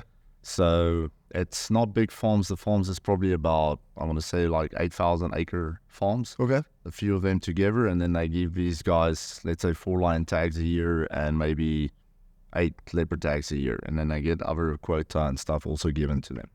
So what happens is, right across from us, where this hunting block is, there's a rail line, and that's the boundary. So you have the Wanky National Park, and a railroad track. You have a railroad track, and then you have hunting land. Literally, a train track is separating the border between tourists and hunting. Correct. Okay. So that creates a monster by itself. But it's 2 different companies, and I mean, they both do what they want to do. So the private landowners, they wanted to hunt, they get their quota, and they hunt. So opposite from us is a well-known place. It's called The Hide. It's a photographic area. A beautiful part of Africa, really nice for photographic. And that's where a lot of people fall in love with the lions, because there they drive the safari vehicles, see the lions, take pictures, and then give them names. That's where the name thing comes from. Yeah. So you as the hunters, or you're on your farms. Yeah. Clearly, you're not naming things. This is coming from across the railroad track with the tourists that are coming. Correct. And they name a lion so people can come back every year. And so remember, for them, the more they build it up. So remember, they make their money, because the more they push that type of stuff, that's how they get money to protect these lions. But they know very well that there's a hunting block next door, and these lions, any lion can get shot, because they're all wild lions. Got it. This is now what people remember. They want us to hunt wild lions. So now we're in the area, we hunt wild lions. Completely legal. A few of these lions, through organizations like Dallas Safari Club, they have donated to do research. So vets went in, dotted a few lions, put collars on them to see how far they go, ranges, what they up to on a day-to-day basis, and then pretty much funded and supported. So we as hunters actually created that. That's so now, ironic, through the research, the guys gave it names. So now they drive around with a book and they have all these names for all these lions, and they try to figure out where to go. But I mean, there's a lot of lions I don't even know about, because the area is too big. I mean, you're in wild places. So then we had scenario where we had 4 lion tags granted that year. So I had a good relationship with the people from the hide. I mean, it's my neighbors. I'm operating there, but I'm as South African hunting, and I told them, I said, listen, I know there's a lot of politics and I don't want to get involved in that, but what animals do you guys don't want us to shoot? Because we're going to be right next door, and I'm also, run a big farm in South Africa. I said, I don't want to... You're not trying to have enemies, I said, but hard reality is neither you or me is going to stop the hunting. Parks gave the permit. If it's not me hunting, it's going to be somebody else. So at least with me, I'll try and work together with you guys. Yeah. So pretty much Cecil was the one that told me they don't want to get shot. So, but Cecil at that point was an old lion. I mean, he was really getting a stage of life. He's old. So I respected it. I told him, listen, I get it. But I mean, Cecil had a lot of offspring by then. So been around a while, yeah. All the genetics all over the place. They've got beautiful lions. Probably some of the most prettiest lions you're going to find all of Africa is in that part of the Debunking National Park. So then I just finished guiding a elephant hunt. So we did a elephant with a bow. Okay. We shot in that area, because that area you're not allowed to bow hunt if it was on concessions, but on private land you're allowed to bow hunt. So we got tags that year. We shot an elephant. Client shot it with a bow, and then didn't make a good shot, and it ran off. We tracked it and we shot it in the area, and not too far from the park. I mean, because those palms, like I just told you, it's not massive blocks. Yeah. So shot it, ran, ended up killing it not too far from the park, but it's still within, I want to say, probably a few hundred yards from the railway. So we cleaned up. Close enough to be able to smell the We carcass. clean up, we do everything, and I mean, it's totally legal to bait. You're allowed to bait. So we shot the elephant, cleaned everything up. But because it's such a big carcass, I mean, you can only clean up so much to a point. So there was probably something left. So pretty much I drove out the next day because the safari finished and client's happy, everything good. We had a good safari and I'm out. I used to control most of it, but I didn't own all the tags. These tags go up for auction, and then pretty much who buys it has it. So I think that year I had 2 tags, and I did my 2 lions, and I, didn't shoot any of the ones that they asked me not to. So everything good, and I never shot one with a collar. But to come back to the collars is, if you shoot one with a collar, parks just ask you to take it back. Because, I mean, the collar's worth a bunch of money, so they want you to hand it in and say, listen, okay, this cat was shot. I shot the lion I was supposed to. He's all enough, big enough, and age, because it's all about age. But there's no name. Remember, even in parks, they don't know a name. Yeah. They just will talk about a name just because of everybody in areas started. So pretty much I went out, and there was another company that came in, and they had a tax. How it works with the tax system, there was Lupani area, then Kwai area, different areas, and every area has their own tags. Okay. So on that specific deal, there was a Lupani tag that, because they knew the big lions is in our area, and that's why it made such a big headline, because it wasn't an illegal hunt, but it was also not 100% according to what it was supposed to. They pretty much would use one tag for another area's tag. And that's where it pretty much blew up. So then they came in, wounded the lion. They went and finished it off. So they wounded Cecil. They wounded Cecil with a bow, and then he was wounded, and then they went the next morning and tracked it, and then they shot him and they finished him off, and that was, like I said, on our area. So the next moment, I'm still driving back home, and I was going back to Zim a few days later. So I just heard, okay, they shot a lion, and immediately, because when I left the area, I actually saw Cecil eating on the carcass. And I said, yeah, he's a beautiful cat, but he's old. It's really a time getting an old cat. And normally when the lions get to that stage, they just go downhill. So it's actually a great cat for sure to shoot, because he's not going to try and kill anything else. It's at the end of his lifetime. So it's actually for a trophy. He's planted a seed. He's the perfect trophy. Correct. So then I got back a few days later, and then I heard a lion got shot. And I immediately, when I heard a lion got shot, and they said, no, and I knew. I just quickly put 2 and 2 together, and then What was your gut feeling then? Were you just like, oh fuck? Yeah, exactly. It's about to go down. I knew, because remember, I did have a good talk to these guys, and I told them. But the company I hunted was a Zimbabwe company, and it was their own people. So remember, me as a South African owning the land or releasing the land from them, that's why we played by the book, because you don't want absolutely. any trouble. They can take it away. As they snuck in, caused trouble, and then went back out. But I can tell you now, the poor client probably had no clue how all of this worked. I mean, he just thought he's hunting, because on paper everything would have looked fine. Yeah, absolutely. He doesn't know where he's at. But the thing is because of all the politics in that area with the hunting of the lions, they don't want us to shoot lion, because you have that beautiful tourism area there. But again, they don't control it, because in an area like, or a country like Zimbabwe, it's their lion, it's their people. So you're allowed to run your photographic as a foreigner or whoever owns it. So you get your business, they don't ask questions. Neighbor can't tell you what to do, can't say, these private land, you can't tell them what to do. It's their tag, they can shoot it. So then, so the guy that worked in my garden is the guy that actually threw Cecil's collar away. So They threw it away? Yeah, so one of the mistakes, or one of the things they did, is they shot the lion, and then the collar went, there was a pond, and they threw it in the pond. And I think it was probably water resistance, and then they were able to trace it, and then found that the collar was there. That's the last place Cecil was, and then they knew that a lion was shot, so they put 2 and 2 together. And then to break the news, remember, for them, they make their money by causing scenes and drama. So when they found out what happened in that area, it blew up in Europe, it blew up in the US, blew up worldwide. Yeah. And you are in the center, So I'm right in the mix, middle of all of this. Because everybody, when they say who's on the opposite side, it came back to ourselves. So I got a lot of phone calls asking, did you? I said, listen, I've shot a lot of lions and I've done a lot of things, but I did not shoot and hunt Cecil. I did not. But, through magazines, through whatever the media wants to make, I mean, PETA own mission, you just got blamed for everything. So they just wanted to blow it up. The bigger they blow it up, the bigger they just want to stop big game hunting now, pretty much. So then I got, phone calls from the Zimbabwe Hunters Association, got calls from all over to ask what happened. And the more I told the guys, ask your own. I said, listen, guys, I operate here, but this one was not on us. So I said, let them explain to you guys how it all went down. But that pretty much created, one of the big things. I mean, that was, you guys, you felt it this side. It was a big deal, felt sorry for the client. It was just completely ripped out.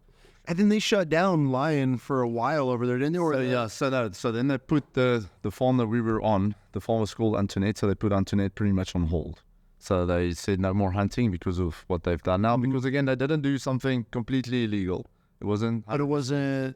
So it's one of those gray areas. You can understand their side, but if it comes to, and like I said, that's where the responsibility comes firsthand. If you go hunt those type of places, you need to know. You need to know what you're doing. If they tell you can't shoot 200 yards from the boundary, you don't shoot 200 yards. Do that because you push your luck.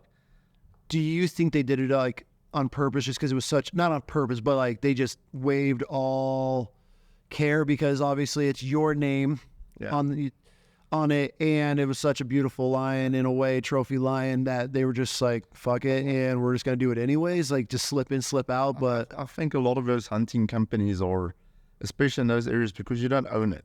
So, we managed it because we had access to a lot, so we tried to control it. So there was areas in the back I didn't control, but the animals next to the park that's where the politics comes in. But a lot of the tags then from the back get used to the front. So it's just it creates a bad system. So it's just a system that needed to be structured and sorted out. So when we went, we structured it, did pretty well on it. But like I said, it's expensive tags. So and I only had that year, like I said, we had 2 clients. So I did my 2 and the rest I didn't. It's one of those, it's out of my hands. So then that happened. So then I think we just opened back up, and then we shot a lion. Just when it opened back up, I shot a lion with a bow. And because bow hunting is, a lot of people say you can't shoot the big game with a bow. Technology with the bow hunting, where it's was to now, it's a completely different ball game.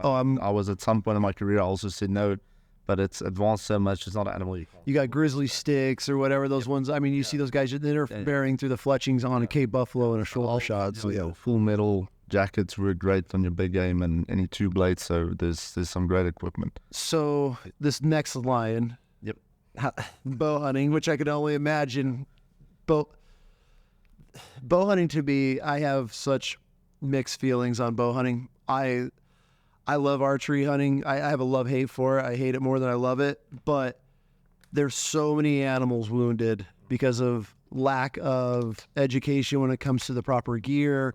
Guys are used to hunting one species, and then they come to hunt another species, and it's just like these things are just shrugging it off. Do you see a lot of that? Like guys just aren't prepared. Do you check their gear? I mean, so we try. So every time we book a safari, and that's why I said a lot of detail goes into a safari. A lot of guys think you just book a safari, you show up.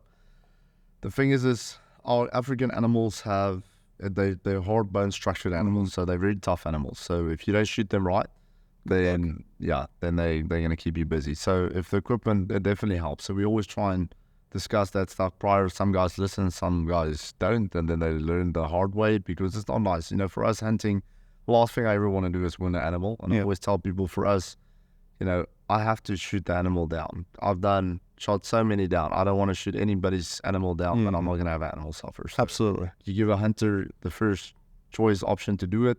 If he messes it up, then at some point I take over from the client. I think that's how it should be, and I think that's where a lot of people just don't have, the mindset to step up and tell a guy, listen, even if it's a client, tell him, listen, this is now where I'm going to step in and say, listen, this is how it's working. And that's, I think, our job as a BH is you work with dangerous animals, you work with, sometimes the guys just don't think clearly. And like on a lion hunt, think he's going to get the second shot, at that point it's a life-threatening situation, it's just to keep the guy alive. And that's where the guys don't, they don't think straight. So in your head, you got a wounded cat, let's say leopard or lion. Client's mindset is, okay, I got to get another shot in it. It's interesting. Your mindset is, I have to keep this guy alive because everything is now out the window. You have... Remember, there's a lot of ego, Bam. So remember, a guy comes, he wants to say, I've done it. It's all about... I think that's where the hunting industry everybody wants to in some way brag, everybody wants to the grip and participate. Yep. And the thing is it's great to do that, and like I said, I respect that a lot from a lot of the guys, you're not in that position, so you can support in that position, but a lot of the time those guys are the worst thing in that position because they don't know how to handle it. 100%. Yeah, because they're not real in a way. They just... So I'll tell you a quick, one of the closest encounters I ever had on a lion hunt, and then I'll get back to the Mupan deal. So our hunting in Matete, again, hunting lion, and when we hunt lion, it's a big deal. It's absolutely a massive deal. So I think I flew in, had my guys, they did pre-baiting again, and then we got there, and I saw a beautiful piece of mane where we had the bait. I looked at them and I said, guys, this is from what I can tell, it's a hell of a cat. Oh, so it like rubbed or a bunch of hair got pulled out in front, so it's almost like a big beard. Okay. So your big males have a lot of mane in front. So typically one of the signs is if you go to a tree, you see there's a big black hair hanging there. It's a good indicator. It's a good indicator. So we decided to build the setup. We built the setup and was pretty much throughout the whole day. But we put the setup, you cut open, make it as easy and comfortable for the client as you can. We were actually hunting rifle this time around. So everything set up perfectly, all got in the blind. It was myself, cameraman, Zim PH, another friend of mine, and the client. So we were a lot. Normally on a lion hunt, it's a smaller group, but the setup allowed us to have. And that's another thing. A lot of people want to participate, so it's always a tough one. You can be the guy to say, I only want one guy on the hunt, but you take away from a lot of the guys too. So again, it's a call you make, and you speak to the team and decide how you're going to do it. So we sat, and we did not sit for, I swear it wasn't 5 minutes. And this is run about, let's say it's about 3 o'clock in the afternoon. Which never... Yeah, I mean, they can come quick, but I mean, that's ridiculous. So this lion, what he did is he was feeding just a little off. Watch us the whole day, run around, build blind, get the setup ready, and that cat is, they're normally close. I mean, they're within half a mile, So when you're building these blinds, are you kind of like, are you doing over your shoulder the whole time? That's the thing, they're not far. Yeah. So then we, got everything ready. Blind, just still one of those, you get in the blind, still unpacking, still unzipping, getting everything ready. The next moment, I just look in front, I see the line walk, probably, it wasn't 7 yards in front of us, just didn't care. From right to left. And I'm so shocked because I'm like, this thing's so close. I'm still trying to grab. You're trying to process what's going on. Guys, listen, this thing, what we wanted is just past us. And then I didn't see him again. So then I heard the baboons and everything go crazy to the left. And then I just told everybody, listen, we just sit. So I said, this thing knows we're here. He's watched everything we've done. So he knows where the door of the thing is, he knows everything. So I said, we are screwed in this blind, but this is a beautiful cat. We have to sit and let's just hope he doesn't come from behind or whatever and, you know, get it right. So this cat shows up, probably was just past, I want to say, very close to about 5.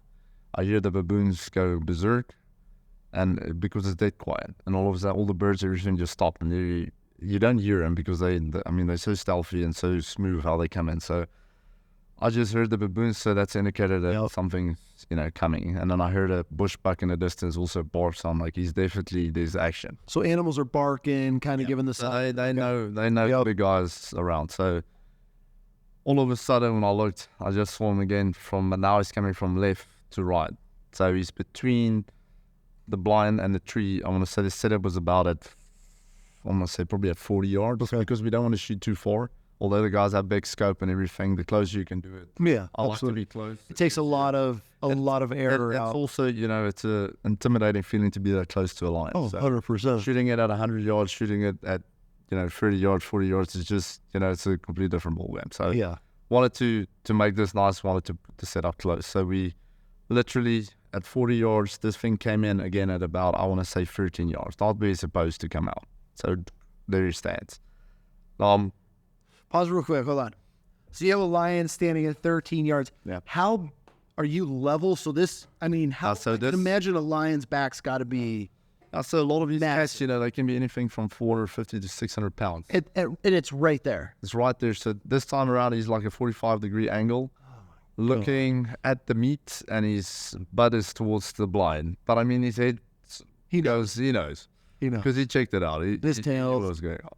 So he's standing there, and I, you know, pretty much tapped me and the Zimpiates looked at one another like, you know, and I pushed the client and said, listen, game time. This is it. Yeah, get ready. And I mean, the guy's scope was set up for 40, so now a lot of changes has to happen, and it's close. So this thing is pretty much, you know, you got everything sorted. And I remember, and I never do this in a blind. I don't know why, but, you know, I don't like whistling and hunting as much. But every now and again, as a guide, you know, we get the can be the best thing you've ever done, or your worst enemy. Yeah.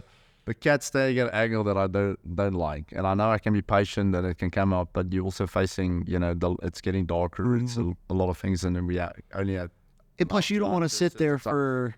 Correct. So now, pretty much, I made the call. I asked the guy, "Are you ready?" And he said, "Yes." I asked the camera guy, "They're ready. Everybody's ready." So then, pretty much in that moment, I told it, and I whistled. So this lion turns around broadside and just stared us like straight into the blind. And I told the guy, "You better shoot it now," because it's that distance that in a few seconds you can just bombard that thing. And this blind we built is just grass. So it's literally grass. So there's no frame to it. It's like a 1-inch thick grass little thingy around you, and, you know, covered in little. So you're sitting in a cardboard box pretty much, with grass wrapped around. You got a lion at 13 yards.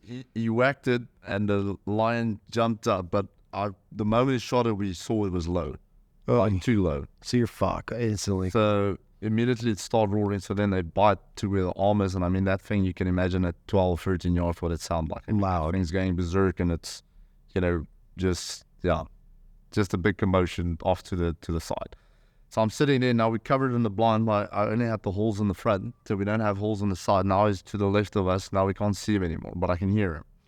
And at some point, there was a lot of the guys that was with me were bigger guys and older guys. So a lot of them can't get up, and I mean, they're just slow going. So I'm yelling, and I'm saying, "Can you see it?"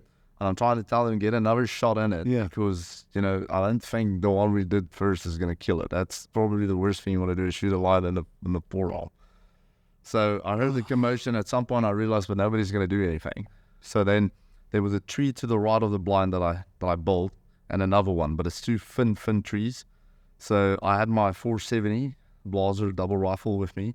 So literally jumped up these two trees. But again, there's nothing to climb with. It's just balance. So I just literally stepped on the one on the other to get height so I could see it. So now I'm standing in this thing and I can see the lion. And I'm like, well, I need to make a call now. So the client's at the bottom. I'm like, you guys need to shoot it. And he says, I can't see it. And I said, well, I can shoot it. Do you want me to shoot it? And I told the guy, but if I shoot it, I'm probably going to fall from the tree. You're shooting double barrel. pushing, and that push will be enough to let me make a nice little slide here. Yeah. I've got water, then that's done. So amazingly, actually, when I saw it and I shot at it, then I knew, okay, I'm going. And as I shot, actually, the tree just bended like backwards and pushed me right back in the same nice position. So I'm like, okay, But still have a tree. I was still on the so tree. yeah, I saw the tree. So then I shot a second one and I knocked it down. So then I'm reloading and I'm in the tree again, goes back. Now I'm getting used to this thing. It's actually working really nice. So I load it back up and I see him make a commotion. I see off he goes. So that part of the wall, you have a lot of flays. So there's a lot of tall grass. Okay. So and there's a big island. Is that the elephant grass or where you guys? Okay. Yeah. So pretty much if I stand on the back of my Land Cruiser or on the roof, all that grass is even taller than myself standing on the top of my roof. So it's really tall grass. So I'm like, oh great, there it runs. So I watched it run. So I told the guys, I said, okay, well, I know the client shot low. I said, I don't really know where I hit it, but yeah, he's up and he's running. So I said, that's also not a good sign. So now it's big commotion in that blind. So I finally climbed down. I told the guys, I said, listen, I said, I don't know if you guys know it, but I said, now we've got ourselves into big shit. I said, there's no other word to describe it. I don't have to tell you. I said, but now this is not a nice scenario. It just got real. Because it's almost starting to get dark. It's a leg shot and it's me shooting it while it's moving. So, I mean, I can also through the grass just get glimpses. So I just, whatever I could see, shot at it. And like I said, knocked it down and I thought it was good. And then it got up. I'm like, oh, that's not good. So now we're down there debating. Get the team together and now you're in that tall grass. Because that's the thing in those places is you hunt these lions in the thickest stuff. Yeah. So you don't want to hunt there, but that's where that lion wants to be. He wants to eat the meat there. He doesn't want to go to the nice open place. You're going to him. To shoot, so you're going to him. And that's his den, so he knows. So we got everybody together, got the trackers, got everybody, and I told my trackers, I said, guys, I said, this is not good today. I said, we're going to have to go slowly, and in this tall grass, we're going to have to find this lion. I said, there's no other way to do this. And the guys are like, can we drive with the truck a little? I said, guys, you can drive with the truck, but it's a blood trail. We have to take the blood trail. I said, where are you going to find this thing? And he's not going to jump out. I said, if he's going to lie down and drive past it, not going to. So my one buddy was with me. He said, Philip, there's no way I'm going after this thing because now reality kicks in. I mean, that's, and he's also a guard with a lot of experience, but this is, like I said, the worst thing you can probably happen as a guard because now it's dark. You're facing a big ass lion that you know you've seen him. And yeah, now it comes a factor you have to keep everybody safe, and going in there, it's not safe. I mean, you screwed just going in there. And it's not if somebody's gonna get, it's who correct it's gonna get. So I've got my kids back home. So when I was younger, I didn't give a damn. Yeah. The moment you had kids, now I'm like, I have to. So every time I look at it, I'm like, I have to send this guy back to his wife. I have to. So I can't have anybody get hurt. So I had a little brief meeting. Then I told the guys, I said, listen, just bring me that camera. Let me just see the thing in slow-mo. I said, because I'm going to make one of the hardest calls now as a guide. Thing is, I can leave that cat overnight, but he dies, hyena gets hold of it, you lose that whole trophy. So now I have to come up for my client, and pretty much the right thing is to leave it and go collect it in the morning. That's the smart thing and the right thing to do, what a normal guy would do. But then you get guys like yourself, you like your client and you go way and beyond to try and help this guy, because there's nothing worse when you shove the next day and that whole skin screwed up. Yeah. So I had a debate with the guys. And I said, okay, well, we're gonna looked at the video. Said, you know what? It actually looks better than I thought. I said, so I'm gonna gamble this cat's dead. I said, that's just that's how I'm making. If this thing's alive, we pretty much screwed. If it's dead, I made the best call. So we started, and now me and my buddy, we walk with the client, but he yells at my client like he's a kid. So I call my buddy closer. I said, listen, stop freaking out. I said, I understand you don't want to be here. And I said, I know the emotions are running high. But yelling, giving everybody, I said, you're making this, I'm not going to deal with that. So I said, you go to the back and sort yourself out, or you come and walk next to me and you get your shit together now. Because the camera guy, bless his heart, I don't know how the camera guys do it. They also, like the trackers, they have nothing in their hands, but they're there. And they'll be the first ones giving the step. So normally when you face lions like that, if something, come at you or whatever, it happens quick. So these guys have no time to get out of the way. And I mean, they rely on you to shoot it, and that's it. So these guys are in front, crawling like almost hound dogs to try and track it. and you behind them, and you have to protect them. So they trusted you. You got trackers on their hands and knees. Pretty much, yep. Going through elephant grass on the blood, and so they're looking down, and you're over their back. And you pretty much like in a V right behind them, so you have the client to the right and you to the, and then you go. And pretty much these trackers, that's why I said it's so amazing how they put their trust in you, because they have nothing. Do they actually trust you, or is it like that's their only source? I think they love it so much what they do, and because I think they hate the lions so much as well that they want to see it. Deal for them. Yeah, they part of it, or come back home and the lion's on the back of a truck. It's a massive thing for them. So I had no idea this is how it's done. But the terrain's terrible. I mean, this is the worst of the worst. The thickest shit, tallest grass, just you're batting 1,000. And like I said, the worst thing is daytime. Now the daylight's fading. Yep. So it's almost like that. Now, oh shit, we have to grab some torches now. So here you are. It's getting dark, so I can't see with my normal eyesight anymore. I'm screwed. So now it's 2 torches.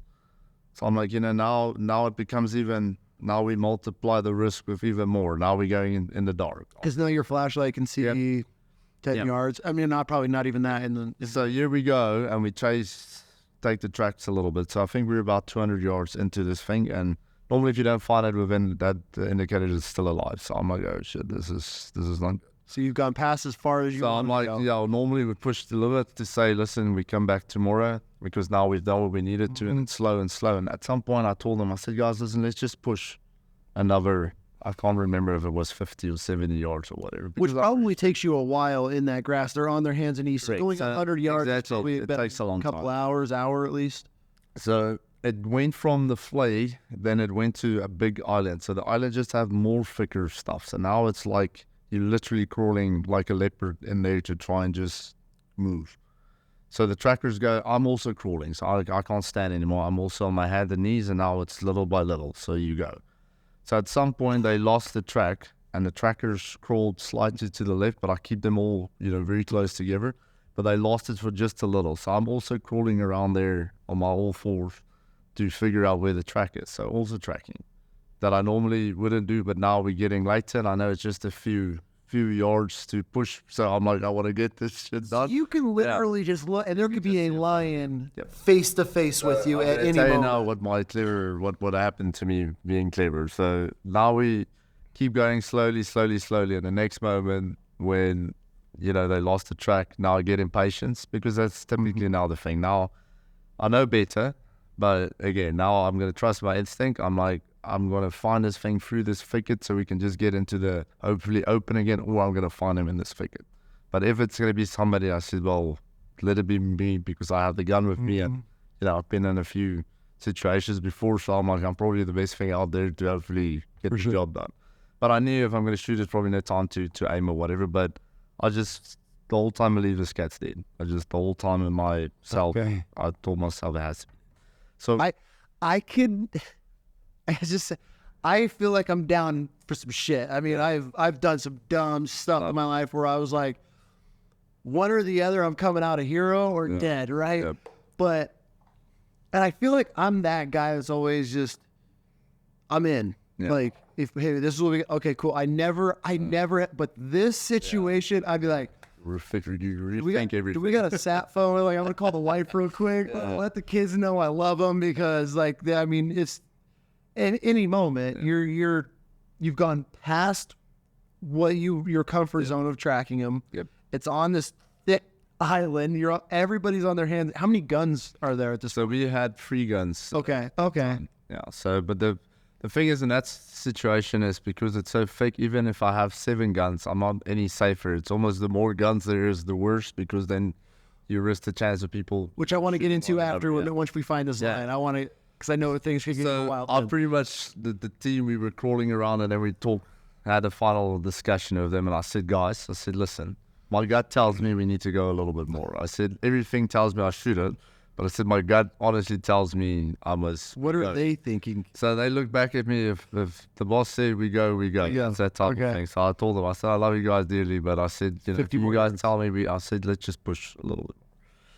So I crawled, and they left. I think I'm probably about, not far, it sounds like crawling is far, but I mean, this is literally like 5 yards from where I left them. Yeah. I crawled to the front. And as I crawled to the front, I remember I think my flashlight was in my mouth, and I remember I came up, and where I put my double in my hand, I put it on the lion's face. That was the first time I saw this cat, was when I put my hand on it. So the cat was dead. I didn't know it at the time, right? So this thing, I crawled, and I swear, I'm like still looking around. I'm like looking for the blood trail, and I remember I gave that one, and my torch went from where I was looking, just a little ways up. And the moment it went up, and I put my hand, I was still in the motion to put my hand, and literally I touched the what do you call it? The muzzle, cheeks. Yeah, what's that here there? Oh, the whiskers. The whiskers. So I literally went and I touched the whiskers hand first, and then I like immediately when I touched it, I can pull back, and I'm like, oh shit, and the next moment the cat's lying there. So at that moment, I mean, there was no time to shoot. I mean, you were done. If it was alive, there was alive. I mean, there was no chance. So that was my first time I saw it, was when I put my hand on top of his whiskers. Oh my! And then I literally just rolled to the side, just glad I'm alive. And then the trackers, everybody's like, what's going on? I said, oh my word, I think I think I'm 10 years older. Oh, and 100%. then, yeah. You took lives off. So they all, and I started yelling. I said, no, he's here. I said, we got him. I said, everything's fine. So then just made sure, got everybody together. It was a huge celebration. Everybody's super happy. But yeah, like I said, it was a good call at the end of the day. But if that thing was alive, and that was the decision we made earlier, I knew going in there, if this thing was alive, I had no chance. But oh my God. So a leopard, real quick, we'll wrap this. I know we've been talking some stories. I could talk with you all day. This is the stuff I love. But a leopard. So the difference between a wounded lion and a wounded leopard. You were saying when we were at dinner that a lion will pick someone out. Yep. And when it hits them, that's it. Yeah. Like and he will let you know he's coming. So the nice thing with the lions is, although it's not nice, but at least he has some sort of heads up. He will roar and he'll come. So at least he's coming. So you have time to sometimes at least. Yeah. So that's only the nice thing that comes from his side, is he lets you know he's coming. But when he's coming, is it the first person when he comes out of that grass? So normally I always tell people, I said, there's the guy that shot him. That's the one he wants to bite. I've heard this, and that's now he will pick in a crowd of his 7 guys. He's most likely 99% of the time going to pick the guy that shot him. How they know it or how it works, they got to sense the fear because they know. Yeah. So, but a leopard. A leopard bites everybody. So it just hits everybody. Yeah. And he doesn't let you know he's coming. So a leopard that's the scarier one, because he doesn't let you know he's coming. So you're just tracking it all. Tracking all of a sudden, he just runs. How long is? I mean, is it just a second or two? So he's the faster of the cats. So for him, he covers ground ridiculously. I'll send you that whole thing, but it's like split seconds. It's ridiculous. So a lion is picking you out, and when a lion gets you, it's just pulling you in and just crushing, and then a leopard's just every shredding you. I always tell people it's like me sitting in the grass. And I'm like, hey, bam, and I throw a chainsaw at you, and then you either shoot the chainsaw and you find, or because there's no time, you shoot from the hip. So if you hit it, you're gonna kill it, and if you miss it, then you're gonna get I think they say it's like 100 stitches a second or something. It's something terrible. They don't play. And the thing with the cats are, remember, they bite, they grab, and they kick. So the thing is most of the time these cats are badly wounded, so either the back half doesn't work and they just smack you with the front. And then so if you have a cat that everything works and it gets you, the thing that messes up the guys the most is the back legs, because the back legs jump on top of you and it kicks. So that's where it normally rips it's just stomach or something open.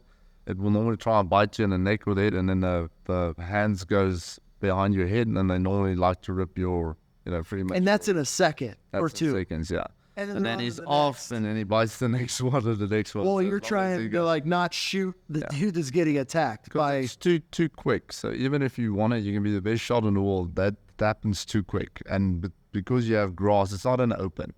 This stuff happens in thick stuff. So this cat sneaks. So you just hear there's one going. It's not a good experience, and it's not nice. That is. So you describe a wounded leopard as if you were tossing a chainsaw. Yeah. And fake grass that you can't see. That's pretty. And then all of a sudden there's just a chainsaw flying at you, and either you shoot the chainsaw or you're getting chewed up. Yep. Now, when a lion's on somebody, I mean, then you have to worry about the fact of you as a guide.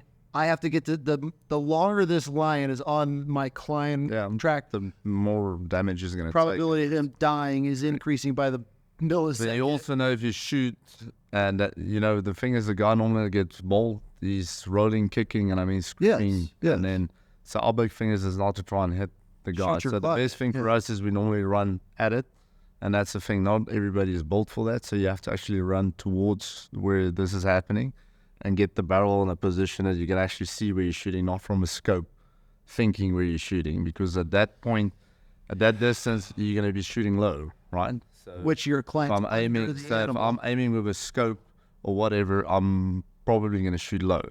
So if I undershoot, then I shoot my buddy or my friend. So that's why we run as close as we can with the barrel, make sure that I can see, okay, his legs are out of the way, and then you try and... So when you run up, are you almost kind of getting level with the animal and shooting? So you're pretty much on catch, you're almost kneeling. You're always very, very low, Because if you stand, that's why we always overshoot it as well. So if they charge at us, a lot of the times you see on videos, the lion charges the dirt behind them. It's always because the guys are standing up straight and they're coming too fast. So they aim at the head, that's fine. Because it's moving, they tend to... So when a cat's charging you, you aim in the skit? Want to shoot him, and no, so you pretty much the nose. So if he's trying, but you're following the whole time. Okay. But I mean, it's quick. So all of the time, people ask me, "Where do I aim?" I said, "I don't know myself. I just know the thing's coming." It's just your natural. It kicks in. Yeah. That is out of. No. I couldn't even imagine. I couldn't even imagine being in grass, and then all of a sudden you're just hearing dudes screaming, and it's like your turn's coming. Like, are you just sitting? I would be the guy in the back, like, just listening. Bro, that is wild to me, man. That is absolutely insane. That they 100 stitches a second. You said, roughly, on average. Yeah, and it's not, a lot of the time, even smaller cats. A lot of the guys, they don't shoot the biggest leopard sometimes, and then even the bigger the cat is, the more it's gonna mess you up. But I've seen some not big cats bite the living out of a lot of people. I'm not trying to compare anything by any means, but there was a guy a few years ago that choked out this little kitten mountain lion on a trail, whatever, in Colorado. And I was like, that cat had to have been sick, right? Mm-hmm. Because people were like, what do you mean? What do you mean? I'm like, as a kid growing up, we used to go to old barns. There'd be barn cats. You shoot trap them, catch them, whatever. I watched my brother one day. He had this cat cornered, just a regular barn cat, and he grabbed this thing, and it shredded him. And I mean, I couldn't even imagine. I mean, what's an average leopard weigh? 100? It's probably around about 160. That's a giant cat. That's a beautiful cat, yeah. So I would say 140 to about 220 pounds. That's what you're looking at on big cats versus the smaller cats. Yeah. And every area is different. And it's just an absolute just killing machine. Yeah. That's just man. Last thing real quick. I didn't know I had this obsession with baboons, and until I got to Africa, then I saw my first baboon. It blew my mind. One, how big they were. Things on TV and Discovery Channel, it doesn't translate until when I shot a wildebeest, and then you see these Nile crocs just grabbing these wildebeest, and the wildebeest was like a small cow here, right? Like it's a decent sized animal, and then you're seeing these crocs just engulf the whole back end of a wildebeest. So then I'm like, okay, you can't fathom how big that is. But then same thing with a baboon. You see them on TV all the time. Then I saw the first baboon. We were driving. We're in the middle of nowhere, and it's just this giant. What I know now is this giant male, and I was dumbfounded by it. But anyways, when I shot my first baboon, was in this creek bed, and it was fascinating to me of how they moved. It was almost militaristic. How every time we'd cross the creek bed, the baboons, they would cross back over. So it was like this cat and mouse game, and they would hide behind these trees, and I'd pull up, and this baboon would literally go behind the tree. It used the tree as I moved. It kept it between us, and it fascinated me. Anyways, They finally come out. They're crossing the just dry creek bed in the big alpha male, right? My buddy's like, wait. He's like, that one. And it has like a swag to it. Like this thing had like, you could tell. And it was down this creek bed a ways. And I just, pull up and I put my crosshairs above it. As soon as I draw down and I let it rip and the thing sits down and grabs its side and it comes out of the riverbank and up. And the PH, my buddy Dempsey, he was like, oh, it's not good, man. It's not good. And I'm like, what do you mean? He's like, dude, if a baboon gets you, he's like, you can't get it off of you. And he's like, they'll shred you. I'm like, well, what do you mean? He's like, no, this is serious. Like wounded baboon. And all I wanted was baboons at this point. Like I was just tunnel vision. I thought it was the greatest thing in the world. And we're coming out of this creek bed. And everybody, and it was our first day there. We were filming. So there was a bunch of extra people. And everybody just wanted to hang out and have a good time. I was like, I don't want the red carpet. I just want to be one of the boys when we're there and camp. Bring as many cool people. Let's just have a good time. And I turn around and everybody's got a gun. It's like pistols. I mean, there was a freaking spear at one point. This dude had a rock in his hand. And we're coming out of this creek bed. And right as we start peeking, this baboon was laying in this little divot. And it was like this Navy SEALs, like these dudes everybody's like all rifles up, like everybody's got a weapon in their hand and we're coming up and I'm like, there it is. And we get to like 15, 20 yards so we could see it in this little divot. Yeah. And it's laying there and he's like, whatever you do, don't run, just put a round in it if it gets up. I'm like, yeah, I got you. Well, as we get close to it, it must have like taken its last breath, but this thing's like this. Every dude. Yeah, wait for him. No, they start running. They're bailing back, and I look, and I'm the only one standing there, but I was on it, but it didn't get up, so I didn't shoot him. I had like his last breath. And I'm like, what the hell? And they're like, oh, sorry, man. I'm like, you sons of bitches. You set me up for this. But yeah, man, it was Africa's a pretty awesome place. If anybody wants to look into booking a hunt, coming to visit, where do we find you? So the company is called Shadowronga Safaris. Okay. And so we have a website and we've got an Instagram. Cool, man. No, we'll definitely put this all up on there. It was a pleasure getting you on the show. I know you just flew into the States for a little bit. You're about to hit SEI, Dow Safari. Yep. Hitting some shows, so you'll be here for a little while. So I appreciate the time and the stories. And maybe are you coming back to Boise at all or no? Probably not. I'll probably be back next year again. Yeah. Okay. Yeah. If you do, no, thank you very much for having me back. Dude, I appreciate it. I appreciate everything, man. It was a pleasure. Travel safe. I know you're flying out to somewhere new tomorrow, and then hopefully we'll come down and see you at the show. That will be good. Thanks, thank you very much. Appreciate it. Thank you, buddy. Real quick, we said our goodbyes, but we started talking really quick, and we had another story that we jumped in the seats. So this is technically Cecil's brother. This is the one that got you in trouble. Yep. So there was a few famous lions in Wankie National Park because, like I said, they're all beautiful males. Yeah. And so Mupan is probably one of the most well-known lions in that area. So was he colored? No. Okay. He wasn't. Yeah. A lot of people said he was. A lot said he wasn't. So that's why. But it's amazing when we hunt any cat you shoot is that lion. So we always get accused because of course. We get accused, and it just makes everything more crazy to fight, I suppose. So what happened is I received a call from the guys on the area telling me, so I told you earlier about the railway. So pretty much they have a team that patrols that railway. So then I received a clip that they told me that a person got killed patrolling this railway, and that was prior to our safari going in. So pretty much I knew that this lion actually ended up killing a person, and they literally found the pants and the boots, and that was it. So normally with the lions as well, if they only do that if they do that, then they get used to it, and then they pretty much... So once they start hunting humans, then they become a man. And that's why they're going to go to a village. So this might be a cat that's done it previously or whatever, but this occasion he caught a guy on railway. So I received a message saying, listen, Mupan killed somebody, so when you guys come up, please, we need to... The guys on the ground would love you to shoot this cat because, pretty much caught their buddy. So then we went and we did a bow hunt. So this was another bow hunt. Okay. Well, I signed up for a bow hunt.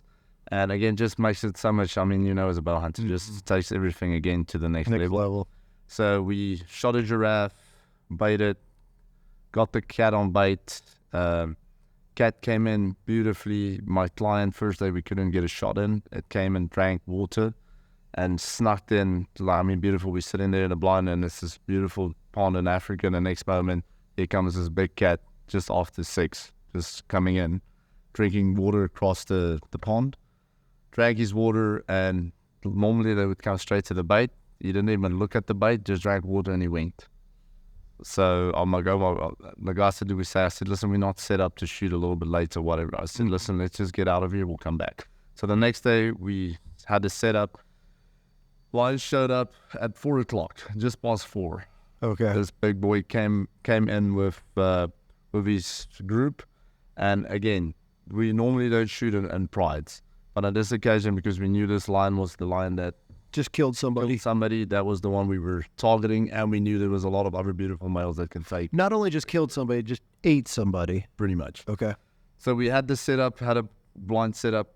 Me and the client and the professional hunter was sitting, the Zimpiate was also sitting in the blind.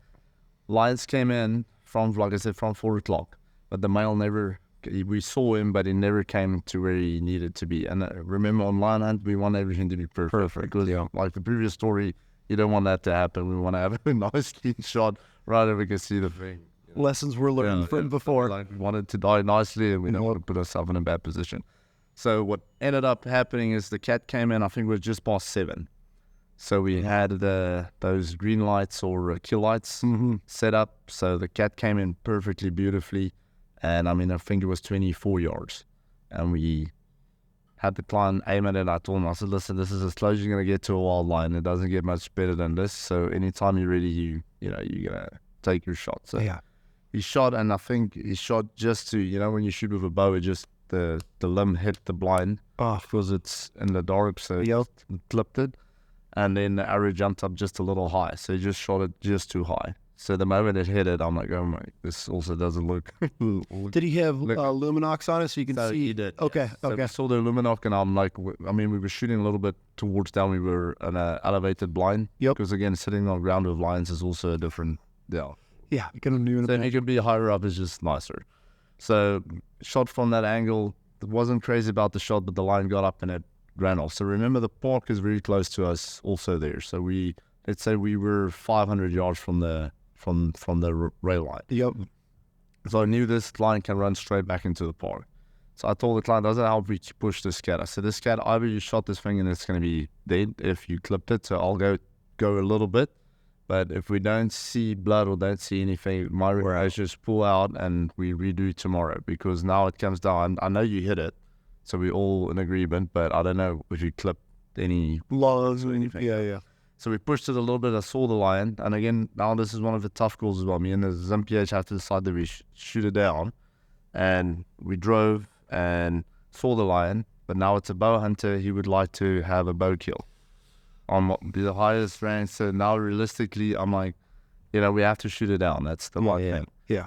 But I knew, again, that the shot wasn't as good as he thought it was. So I was pretty sure that it was just a flesh wound. That was my take on it. And I told him, I said, again, I'm going to be either the hero or a 0 if I make this score, but full out, we redo tomorrow. So we came back in the morning, found the giraffe leg ripped off, and normally it's chains and stuff. You can't rip it off. So when I saw that, I told him, I said he was back. I just can't tell him when and what. And when I looked to my left, I saw him, and he ran off like nothing's wrong with him. So I told the guy, I said, listen, we're just going to go back and we're going to redo this whole same thing.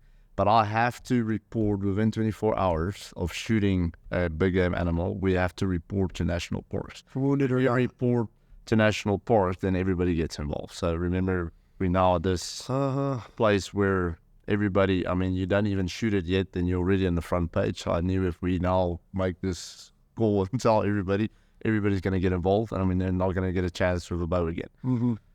So me and the Zimpiate had a discussion, and we both agreed that let's give it one shot. And then, if anything happens, we'll shoot it down.